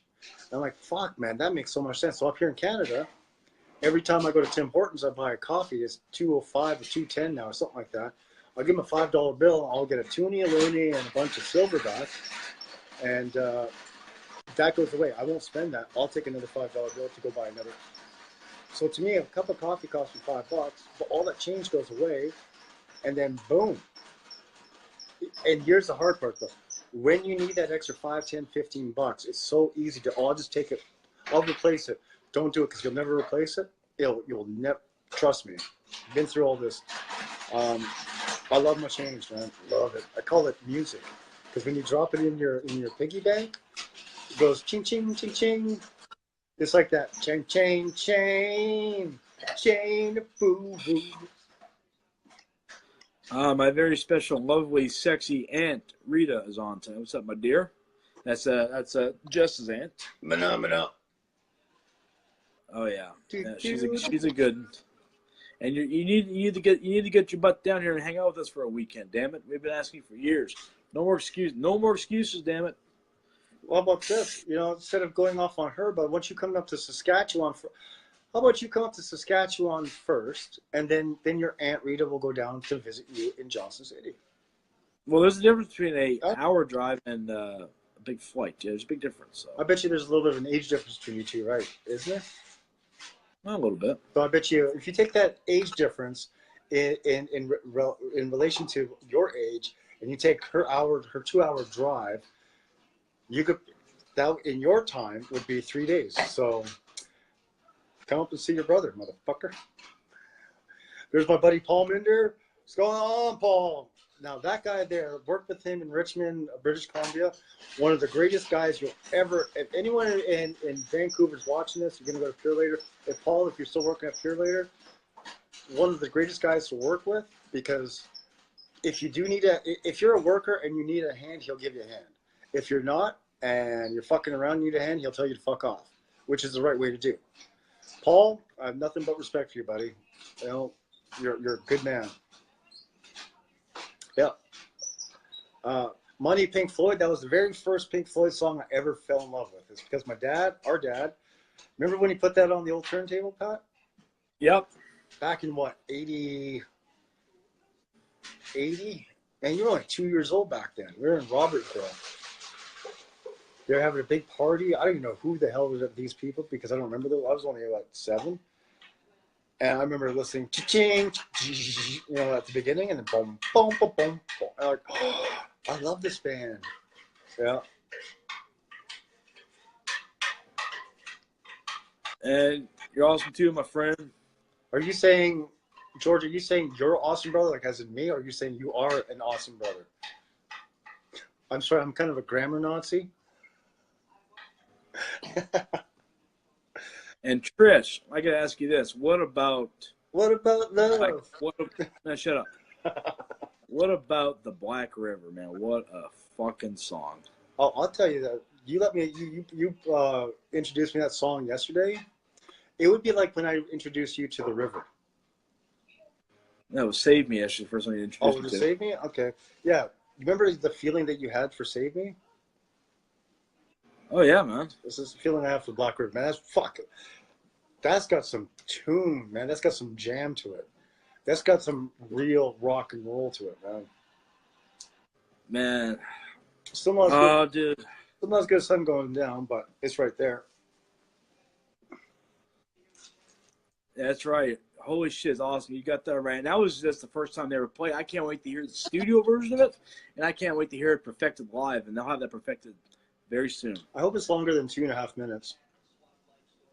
Oh, it probably is. Hope it's, man, can you imagine him just going into like a 5-minute jam, like right there at the guitar, and then, you know, they're all just kind of thrashing, not thrashing, they're kind of bopping their head, and you know, 4 or 5 minutes of that. Oh, Dude, man, I still think the best riff he ever had was that breakdown in the river. yeah, that's a good song. He's like, na na na na na na na. Oh, that's good shit right there. And that's when he had, like, he's got long hair, but that's when he had even longer hair. And he's like, thrash. Yeah. And I'm like, dude, I mean, there is a reason why that him and Jimmy Page are like honestly, they're like that in real life. Oh, you know what? I love Jimmy Page. I gotta say, man, Jeff Martin is right up there. He is, man. I mean, he just. The sad thing is no one in the States really knows, except for what you've passed around about the Tea Party. And you got to think, Yeah. with the name called the Tea Party, you think it would be huge in New England. Yeah, well, actually, they're big in New England. Are they? Yeah, man, they'll come, like, when they tour the states, which is only the border states. Right. Like, they'll go to Buffalo, New York City. They'll do like Maine, and they've got a huge following on the West Coast in Seattle and L.A. Right. What was actually kind of cool is one of the last shows they did. Fucking Eddie Van Halen actually flew from overseas just to come over and see him. Hell yeah, man. And that's saying something. I mean, as much as the egotistical bastard he is, that's Eddie fucking Van Halen. Man, I'll tell you what. Next time you talk to Jeff Martin or any of them, actually, tell them to come over here, Moose Jaw. We've got a huge arena that needs to be filled, man, and they would fill it. Well, I know they feel that. They're still big in Canada. And you know what? Canada's always given them love. Well, yeah, well, I mean, And yeah. I love it. well, it's because they just look at that. Remember that band from the 80s, Sword? Trouble is trouble. Okay. Oh, yeah. They suck, so of course no love. Tea Party, Tragically Hip, great bands, awesome respect, lots of love. Oh, yeah, dude. Yes. And, yeah, dude, me and Smokey have known each other for 11 years, actually, man. We worked at Best Buy together. Dude, had some good times, man. God, I'd like you to meet him, man. If you ever make it down here, I'll introduce you to him, dude. He kind of reminds me of you, actually. Who? My friend, well, his real name is George, but we call him Smokey. Okay. His mentality kind of reminds me a lot of yours. Oh, yeah? Yeah, you guys would get along. And Trish, yeah, they played California a couple dates last year, which was awesome. That was amazing. And they fucking had a sold-out crowd in Los Angeles. That's, real people that like real music will go see a real band. Exactly. I mean, I'm not dissing people that go see, Nickelback.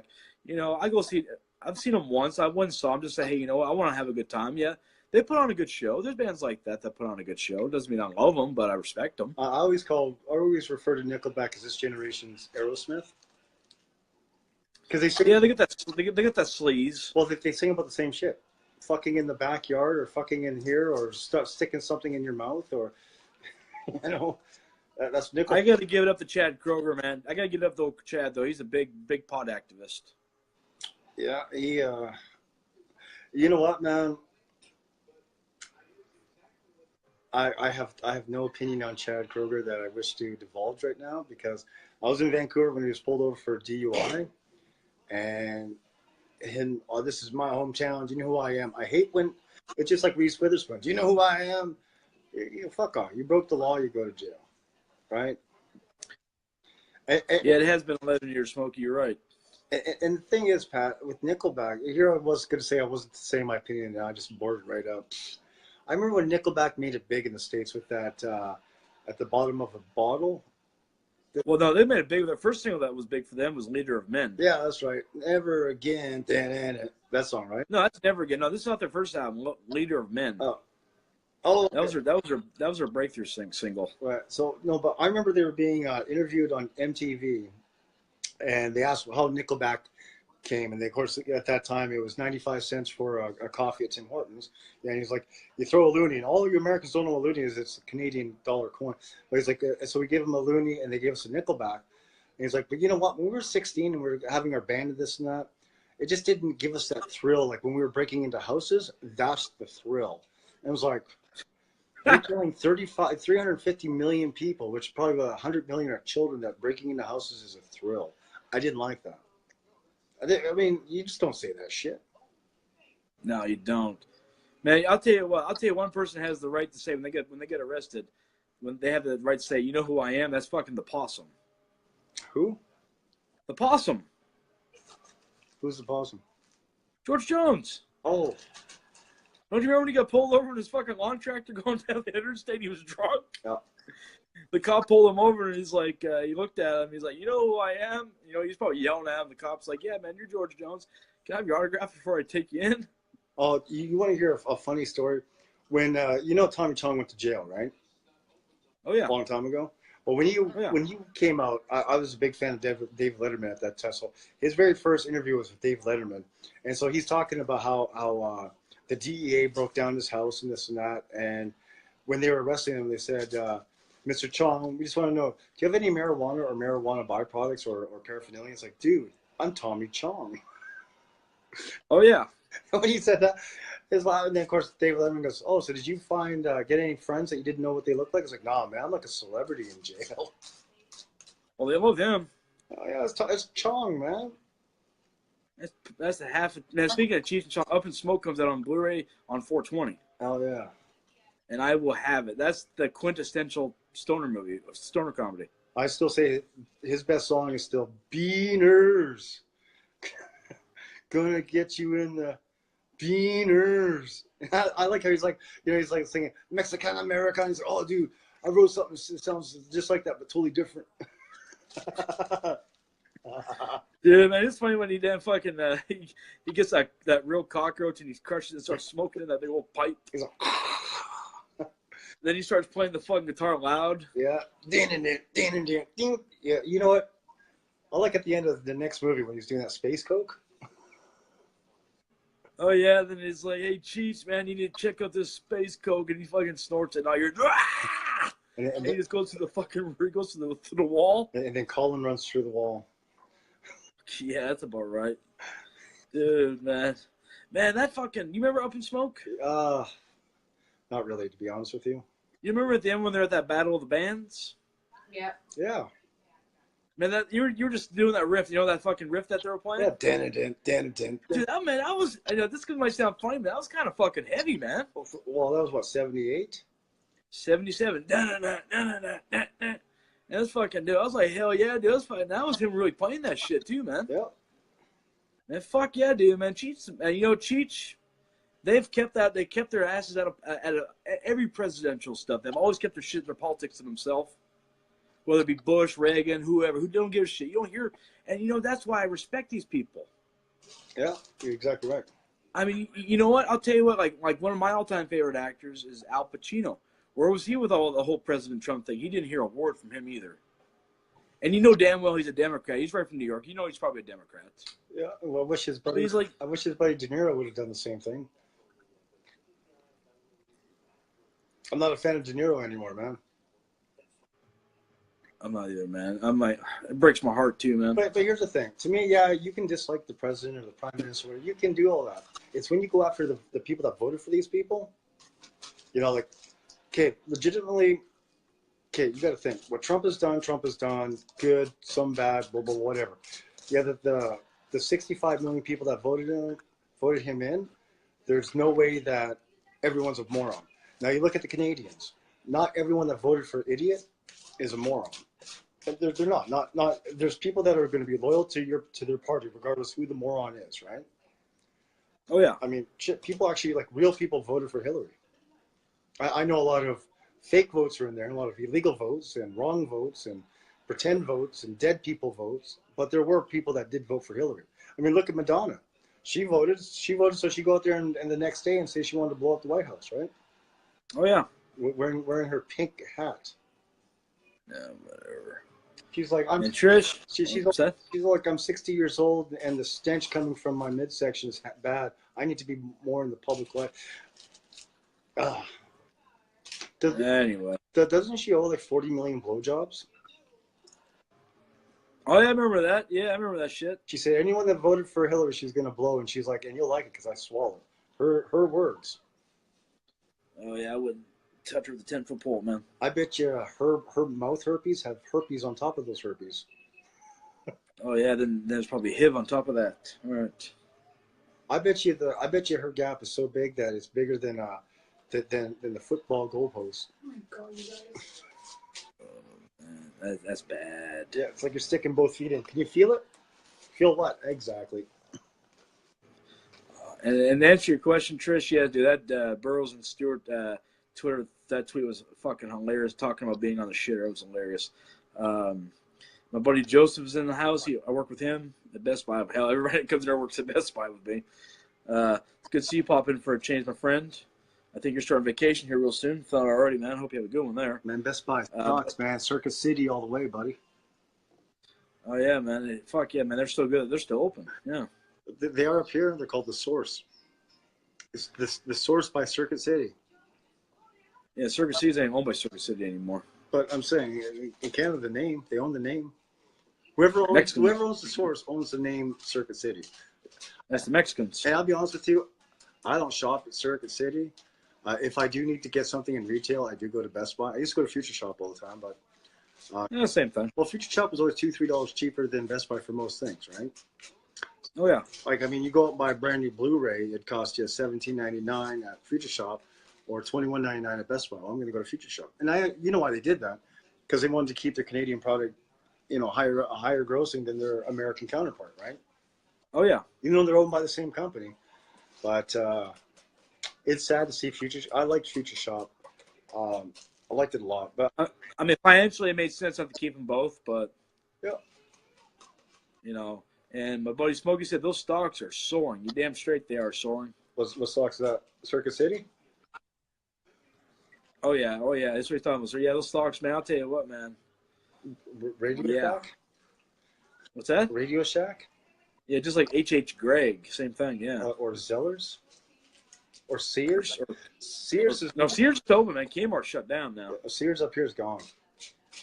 I think Man, Sears has been irrelevant for 30 years, man. Sears now is, I think, in 3 different malls. It's just like Eaton's. Eaton's, like, they don't even have. I don't even think Eaton's is in Sudbury anymore, is it? No.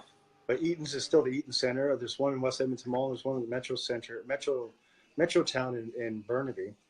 Eaton's. Same with Hudson Bay. Hudson Bay. Eaton's doesn't exist anymore. What's that? Eaton's doesn't exist anymore. They do in downtown Toronto Well, at the Eaton Center. It's called the Eaton Center. Yep, sure is. No, they still have the store Eaton's, just like the Hudson Bay. Hudson Bay is pretty much gone except for like 4 or 5 different places.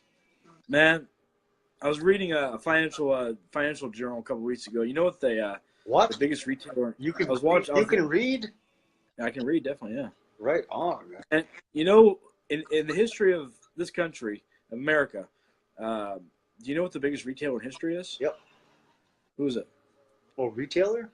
Walmart. Well, electronics. I'm sorry, electronics. Electronics? Yes. Yeah. Radio Shack.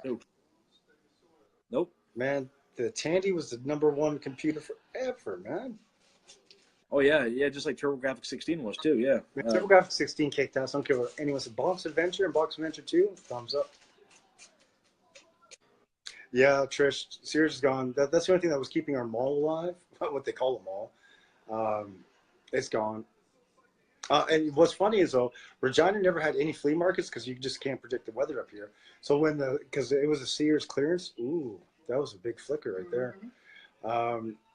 Nope, it's not Walmart and Zune. Yeah, I remember the Microsoft Zune. Like, oh, and that was actually a good system, but there's no way in hell it was competing with Apple. But what I was saying, yeah, so Sears, we had the outlet mall here in Regina.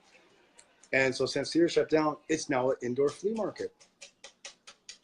Love it, man. I love flea markets.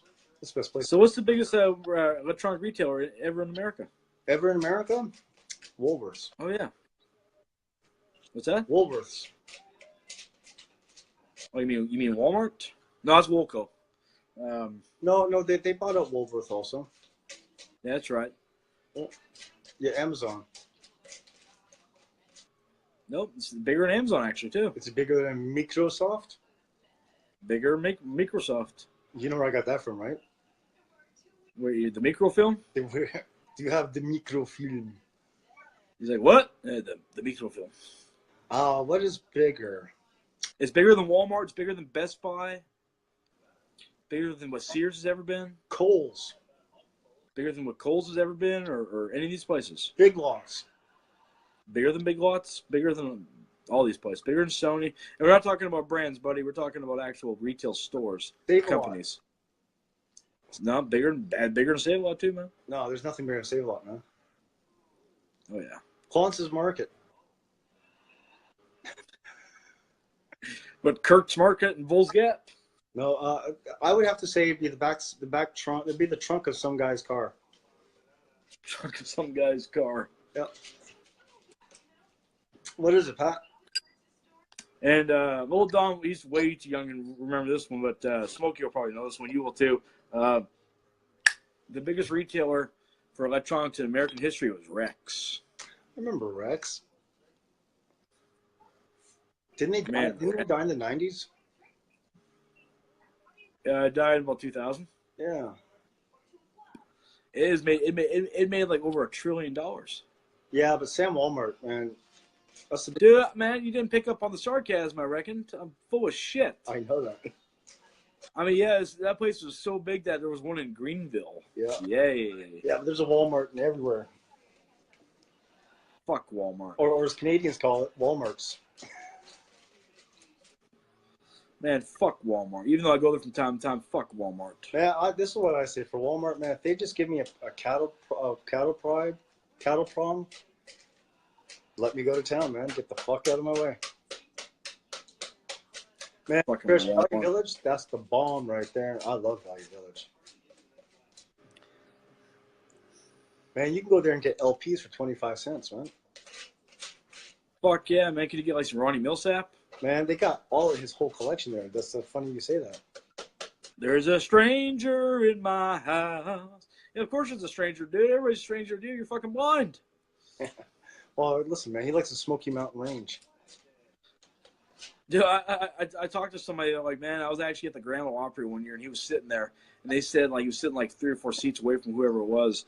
They said he stunk so bad. Shit. Well, it's because he doesn't know if he's actually. Well, no, I guess he would have a sense of smell, probably better than all of us. I was gonna say, well, he doesn't know if he's grabbing soap or a big chunk of shit. But I guess if he can smell, I guess he would know the difference. He's like, somebody's trying to take her away from me. Who sings Cheeseburger in Paradise? Jimmy Buffett. Same thing. It's not the same thing. Lee Greenwood, it's all the same shit. Man, Lee Greenwood, hey, man, that's Trump's damn theme. You leave Lee Greenwood out of it. I get it, man. I get it. But that song actually struck a nerve with me as soon as he got elected that I never had before. Yeah? I mean, I'm not going to go, oh, my God, I'm going to go watch Lee Greenwood. No, but, I mean, still. That song's a patriotic song. Did you ever go to his restaurant? Once. I did too. You know, I went to all those restaurants up there in Seaverville and Pigeon Forge. I remember Alabama's. Remember Alabama? Alabama's Grill? Does that place even exist anymore? No, it went bankrupt. That's horrible. Man, how about some Kenny Rogers roasters? Oh yeah, man, that's good stuff right there. That actually wasn't a bad place. There was one in Knoxville back in the day. Hey, is Alfie still up there, up in Pigeon Forge? What is it? Called Alf's. Just as you're leaving, as you're leaving Pigeon Forge, getting ready to go to the Spur, it would be on the other side, right by that Laugh Barn. Remember the Laugh Barn? Oh yeah, it's right there. Man, that place has been around since like the 20s. Man, we walked in, me and this person, and they still have. I mean, it's shut down, but they still have the 3 different bathrooms. You know, the men, women, and colored. Yeah. And it just blew my mind that the shit would still be there. And you can look in there and see how they were treated, how people were treated back in the day. And they have a trough for men and women, just one trough sitting there for what? And I asked the lady, I said that's horrible. That's how you treat your customers? And they said, back in the day, people of color were not customers; they were workers. I'm like, oh, okay. Man. But since that happened 100 years ago, I guess I need to pay for that, right? Yeah, dude, it's not only white man privilege, but it's white man guilt. I don't believe any of that shit. You know, how about this? Look at the Newfoundlanders. The Newfoundlanders were disowned by England. They've been disowned by Canada. They've been raped and robbed and everything else by every country that's ever come to them, except for the Americans are going there and building the shit out of everything. But I mean, where's my goddamn money? Where's my retribution check? Where's your And you know, where's your check? That's Newfie. yeah, that's true. I want some goddamn money. The damn government's a bunch of geefigs. Oh, Yep. that's being too nice to them, man. That's beneath the toilet geefig. Yep. That's right, everybody. That's a new word that will go into the Webster's dictionary. Geefig. Yep. But there won't be a meaning beside it though, because you're not allowed to know.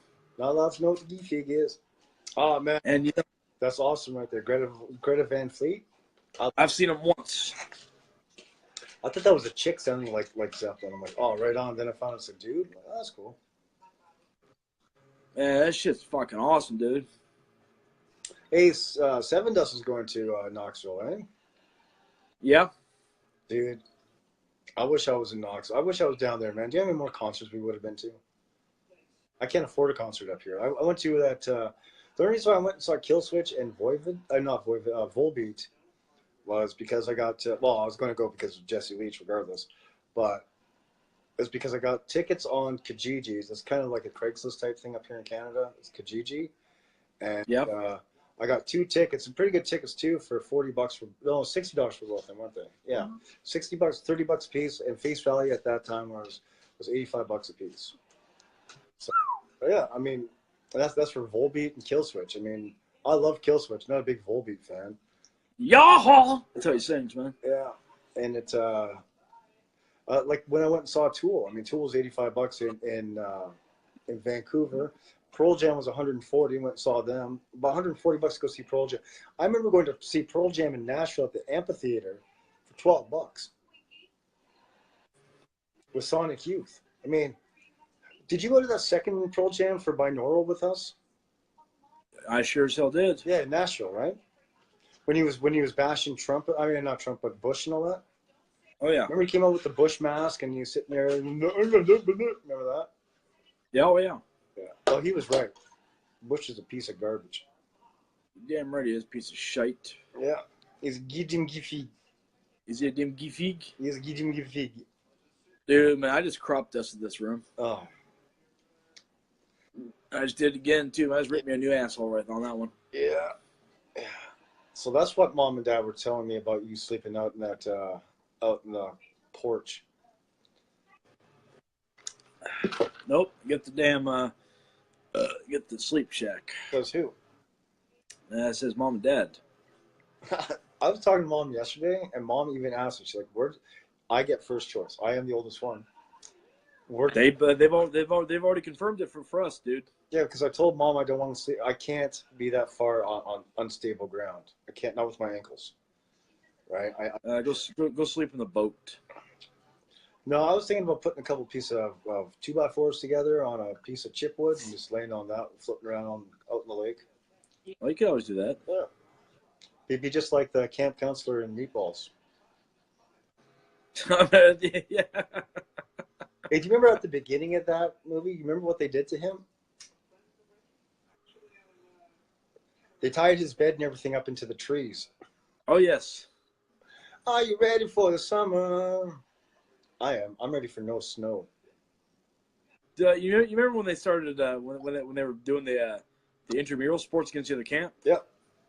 When they're doing that wrestling, during the wrestling match, the guy's like, "Dude, your fucking pit stink." Yeah. Dude, man. Meatballs is awesome, man. Meatballs. Yeah. Dude, I love some meatballs, man. Oh, it was a great movie. I watched that almost 4 weeks ago. Second one's good too, man. Is that the one with Richard Mulligan?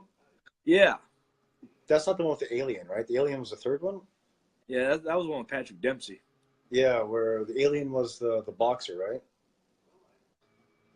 The alien was the chick. That was a big gray alien. Remember that? Oh yeah. It looked like Roger from American Dad. They made a fourth one. Oh, I didn't even know that. Had Corey Haim, Corey Feldman. No, not a Meatballs. With those two? Yep. Never even heard of it. It was a direct to video bullshit. Really? Excuse me. Man, that's about as bad as Ski Patrol. Man, I don't even remember Ski Patrol or Hot Dog or any Dude, of Ski Patrol was where it was at, man. Is that the one with Chainsaw on it? That's Ski School. Jesus, see, that's all the same shit. No, man, Ski Patrol was the shit, dude. Nah, Hot Dog the movie is better. Do you know why Hot Dog Fucking the Hot movie? Dog the movie was like, man, I saw a lot of bush in that movie, man. But do you know why it was even better than all of that? Besides the Like bush? like a Shantui was in there? No, because Mom and Dad wouldn't let us watch that like in '83 or '84, whenever it came out. We were forbidden to watch it. And then the Tweeds, our next door neighbors, when they came over, remember when they popped that in there? I was like, oh, yeah. Yeah. Yes, and I love Mars Attacks too, Trish. That's one of like Tim Burton's like understated masterpieces. Are you talking about the knack-knacks? Oh hell yeah, Knack, knack, knack, knack, knack, knack, knack, knack, knack, knack. dude, man, that movie gets violent. It gets evil. Oh, I love it, man. It's, do you know what's so funny? When they're getting ready to blow up old Granny, and they have that great big jumbo laser, and they're like sneaking up to just like an old Looney Tunes cartoon, right? And they're like, Oh yeah, right as they pull off her headphones, that's what blows her heads up. But just they were going to just totally zap the shit out of her. That was funny as hell. I like the knack. man, that movie has so many good people in there. I love the knack-knacks. They should have won. Man, they even came out with a video game based off of that. Yep. Called Destroy All Humans. That was funny because, man, you get to use an anal probe on people. Yep. That's funny as hell, man. Yeah, poor what was he? Fifth James Bond. Was he fifth James Bond? So that would have been you talking about Pierce? Yeah, he was the fifth James Bond. He was there was Sean, Roger, George Lazenby. Yeah, he was the fifth one. Yeah. Yeah. Then he became a dog. Yeah, him and Sarah Jessica Parker. Yeah. Oh, the foot face. And she's a foot face. Man, her face looks just like a bad foot. Man, there's times that she's been pretty. What, when she has a bag over her head? She has a bag over her head. When her face is facing away from the camera? She has pretty hair sometimes. Did she get that? It's that nose, man. It's that face. It looks like a foot. It's a face that only Ferris Bueller can love. Oh, you gotta love some Ferris, old Matthew Broderick. Yeah. Never hear about him too much anymore. Wasn't he dating Jennifer Grey when they were doing Ferris? No, she was dating Charlie Sheen then. Well, who was he dating? Because remember he killed that person in that drinking and driving accident. It wasn't. I can't remember. It wasn't Footface. I forget who he was dating. It was someone famous though. Charlie Sheen. Yeah. You know what? He did it his way. Oh, he's always done it his way. I mean, if you can't say anything else about the man, you can say he did it his own way and he didn't give a fuck what anyone else thought, and he doesn't. Oh man, he lived the high. He's still living at large. He's still got lots of money. But he's supposed to be HIV free now. Supposed to be what? He's supposed to be HIV free now. Yeah. Well, I mean, hopefully he is. I don't want the guy to die or anything. No, I feel bad for anyone with the HIV. But to come out and say, "Oh, I found this miracle cure in Mexico that the FDA doesn't want to accept because all the money for ATZs and all that shit," that's just bullshit, man. It gives people false hope. It's like I read all these things about rheumatoid arthritis cures. Pat, it gets me pissed off, man, because it's like there is no cure. They don't even know why. They're starting to think that there's a protein in milk, in certain milk, that has the same protein in rheumatoid arthritis, and it's common with everyone that is RA positive. Yeah. But it's because dairy products is a cause of inflammation. There's no ifs, ands, or buts, right? Oh yeah. So while we're having a flare, an inflammation attack, or whatnot, you drink milk. That's when you get into super angry, or as we call it, pangry. It's like I was telling you, I have painsomnia. I can't sleep at times because my body's in just so much pain. Notice the big old bags under my eyes? Oh yeah. Yeah, that's from painsomnia. That's why. Oh, I get to sleep 2 hours and wake up because I'm all, I can't move. And it doesn't matter how many drugs I'll take. And I don't take what I'm supposed to take because I just don't want to be. I know eventually I'm gonna have to be dependent upon what they give me. I can take just half of what their recommended dose and function. Not the best, but I just don't want to. I don't want to develop a tolerance to this stuff until I'm at least in my 60s. Oh yeah. Because I know in my 60s, if there's no cure, then I'm really going to need a lot of pain pills. And I just don't want them to say, oh, well, you know, here's your 240 milligram shot, 240 milligram shot of morphine just for an hour shot, right? I don't want to be there. Oh yeah.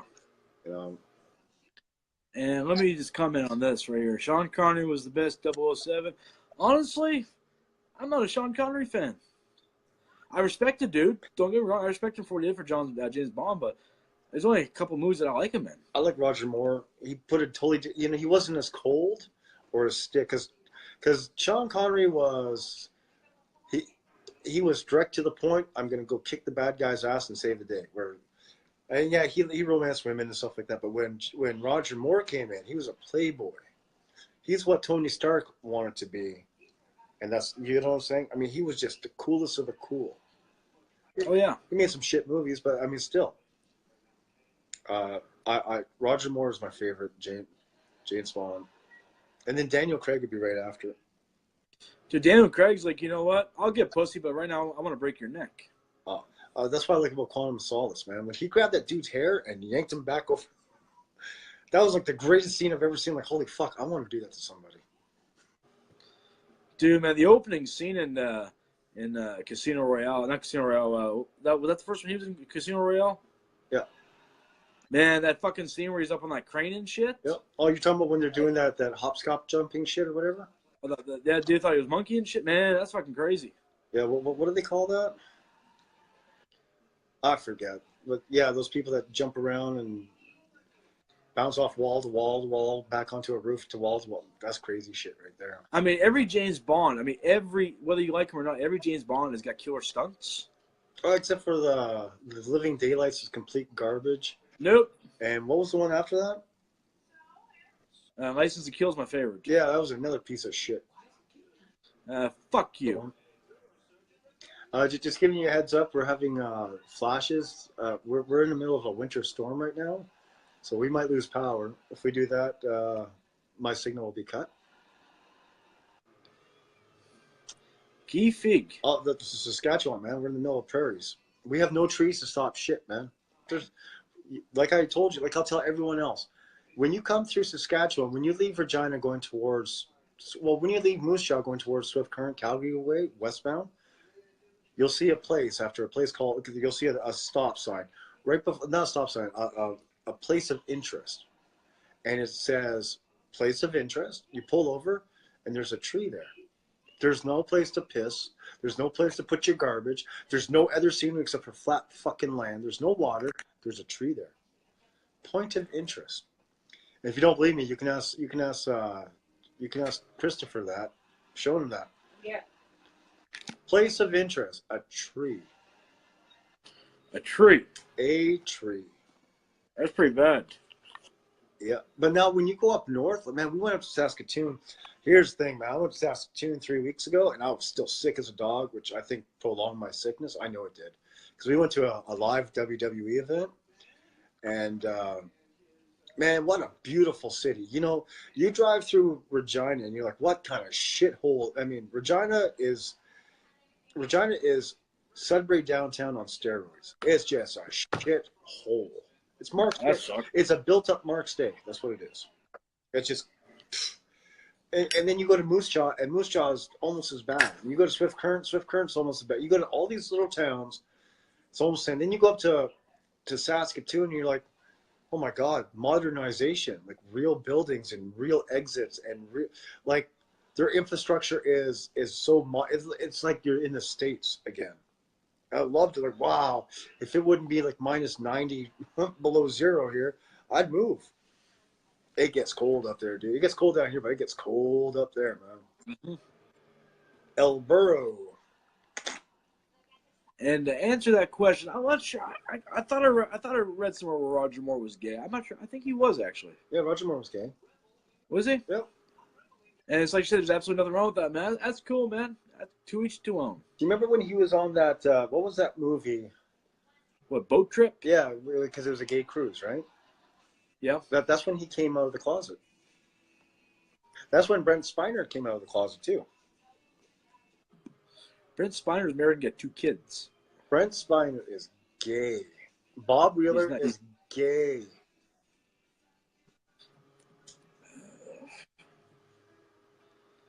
He's not gay. You know, his grandpappy died in his sleep. Well, that sounds like a natural death. While I was sleeping on the train tracks. Remember that? And what was that? That was Night Court. He was Bob Wheeler. Remember the bums that always had all the bad shit happen to them, and they end up buying the newsstand downstairs, and Bull had to fill out like a mortgage form just for a Snickers bar. Oh, yeah, I remember that. Yeah. Remember they came in with that coffee can full of cash. Oh yeah. I'm Bob Wheeler. Man, I got some Roger Hodgson on right now, man. You know, I put that on for Sue last week. I said I put on Eye of the Storm. Said, have you ever heard this? She's like, no. And then she heard the voice. She's like, kind of sounds familiar. I'm like, Breakfast in America. She's like, oh, that's Supertramp. I'm like, it's lead singer Supertramp, man. Great stuff. Did you know that he recorded this whole album? He did everything himself. Oh yeah, man. Man, there's some that song, In Jeopardy. Man, that's a badass song, dude. Well, I like Weird Al's version better. What's that? I lost in Jeopardy. In Jeopardy. Sorry about the noise, folks. I got some construction happening over here. I don't know. Can you hear that, Pat? Oh, a little bit. Cool. That's cool. That's Yeah. bullshit. You're a bunch of bullshit. Man, Oh hell. I can't wait to watch Death Wish, man. What's that? I can't wait to watch Death Wish. Oh, me too. Especially after when I saw that review where it said it glorifies guns. It shows people that if you have a domestic problem, to take it out with guns, and so they gave it -5 popcorns of kernels of popcorn. I love that. Yeah. Yeah. Let's read what he says here. You know what? You're exactly right, George. It's Smokey, right, George? Is that right? Huh? Yep. Smokey. Yeah, so I agree with you. I think if you get a scholarship to play for one of these teams, regardless how A, B, or Division A, B, or C, I don't think that they should have to pay for books. I don't think they should have to pay. I think they should be given vouchers for free food on campus. Everything on campus should be 100% free, as long as they don't take advantage of it, right? Everything should be taken care of so they can do both their athletic and their academic. Good point right there. That's a damn good point. I'm hungry. I totally agree with that. Oh, yeah, man. I totally agree with that. Je suis très, très faim. Pourquoi? Es-tu faim? Je suis faim. Tu n'es pas français, non? Pourquoi? Pourquoi tu n'es pas français? Mon frère? Eh? Tu es Gifig? Non, non, non. Tu es une fille. Yeah. Come on, man. I can't But damn Sherman taught us all that shit, man.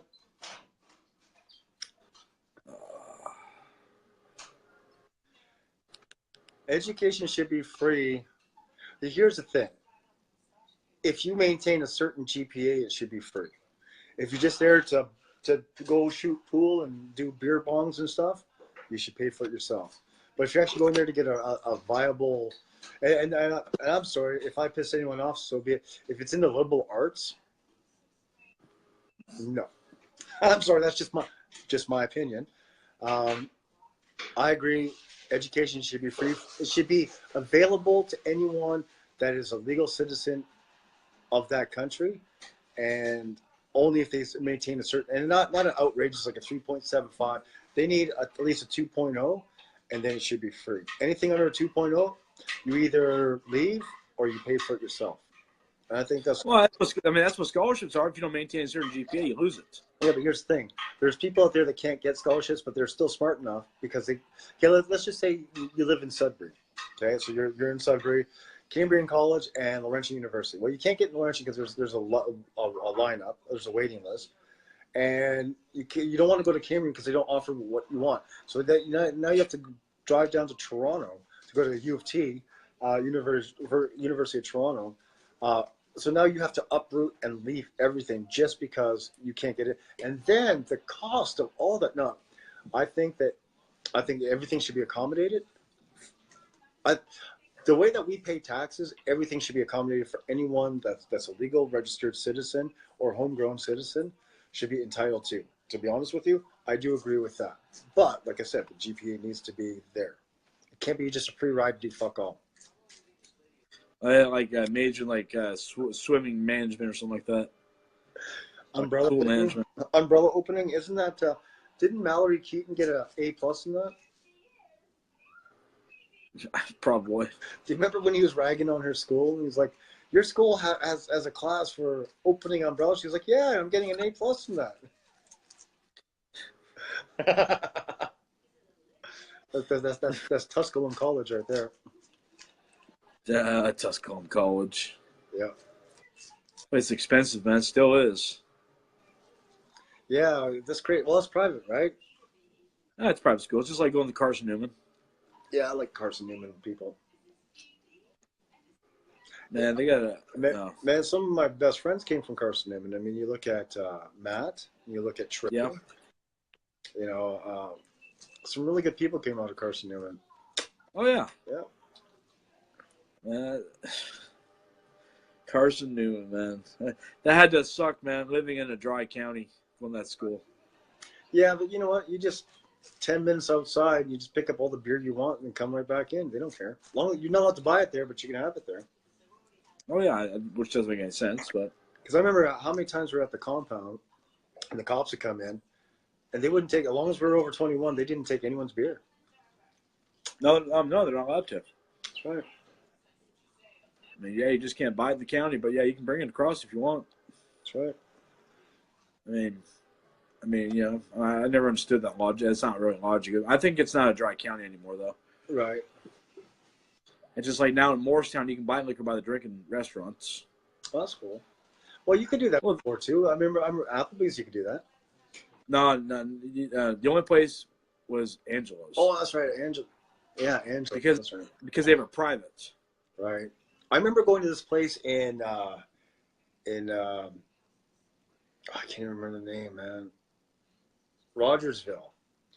I went there when I was working at that packaging place, and we made all the M&M packs. Yeah. That printing place.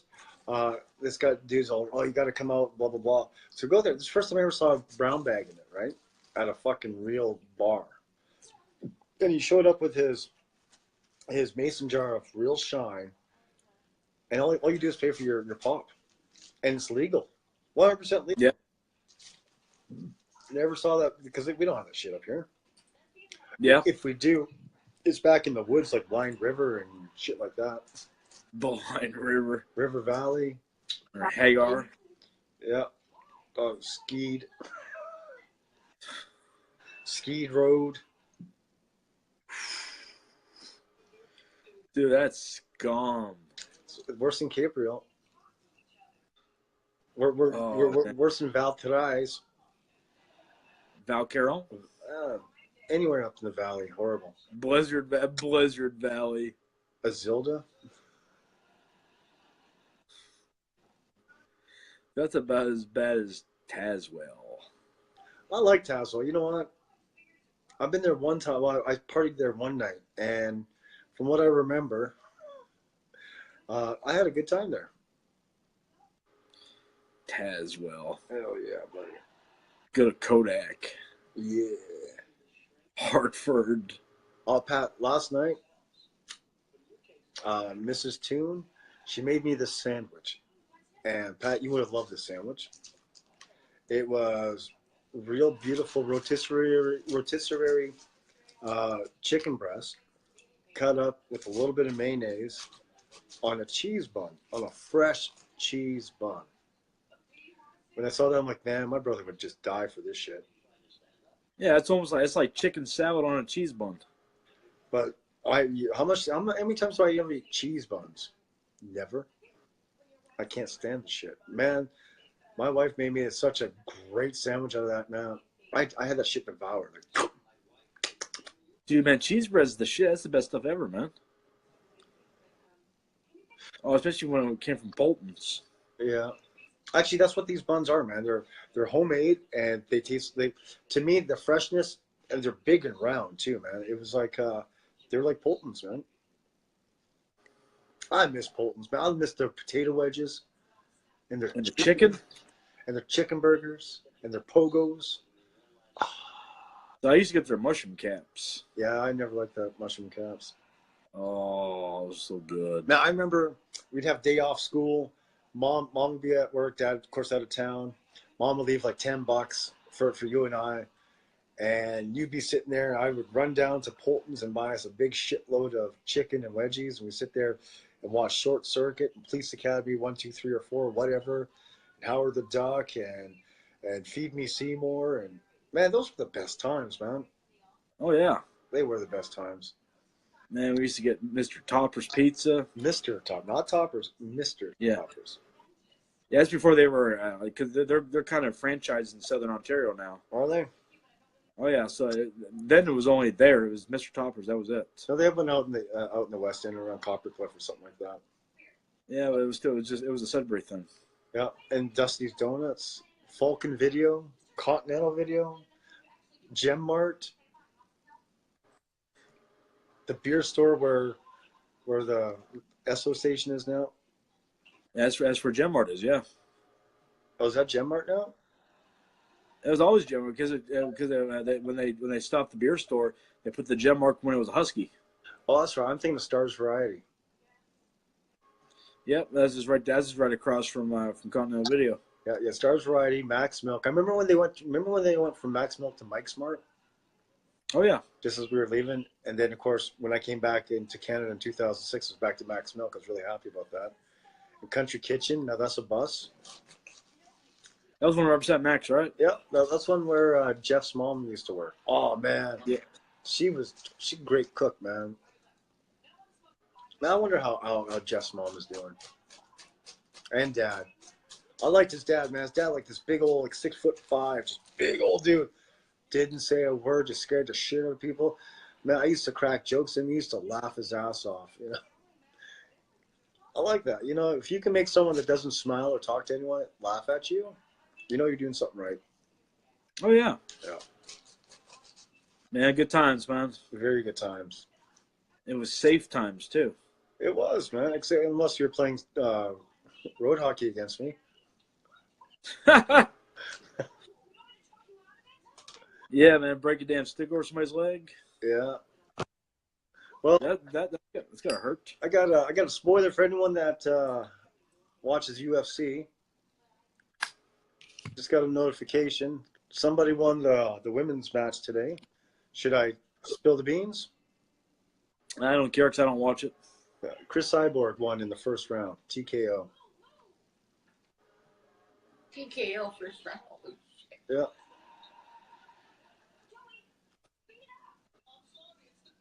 The Little Corvette, amazing sandwich. What is the Little Corvette? What's on it? Please tell me.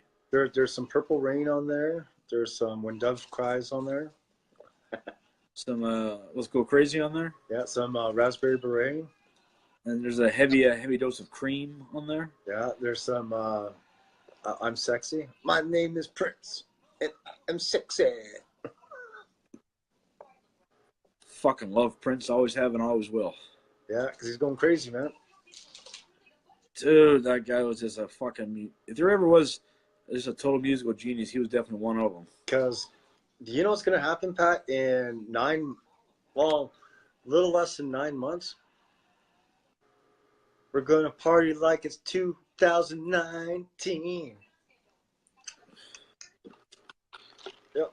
Can't party like it's 1999 because, well, I don't remember much of 99. Yeah, it was kind of a blur for me. Yeah. Lots of booze. Lots of dope. Oh man, that's the understatement of the year. Lots of dope. Pounds of dope. Well, I wouldn't say pounds of dope. Well, yeah. Pounds of dope, man. But I mean, dope. that's because it's a fucking plant. You don't have to do anything except pick it and roll it. Well, pick it, dry it, and roll it. It is untouched by man, and and the medical benefits outweigh any chemicals that they'll pump in your system, man. Got that right.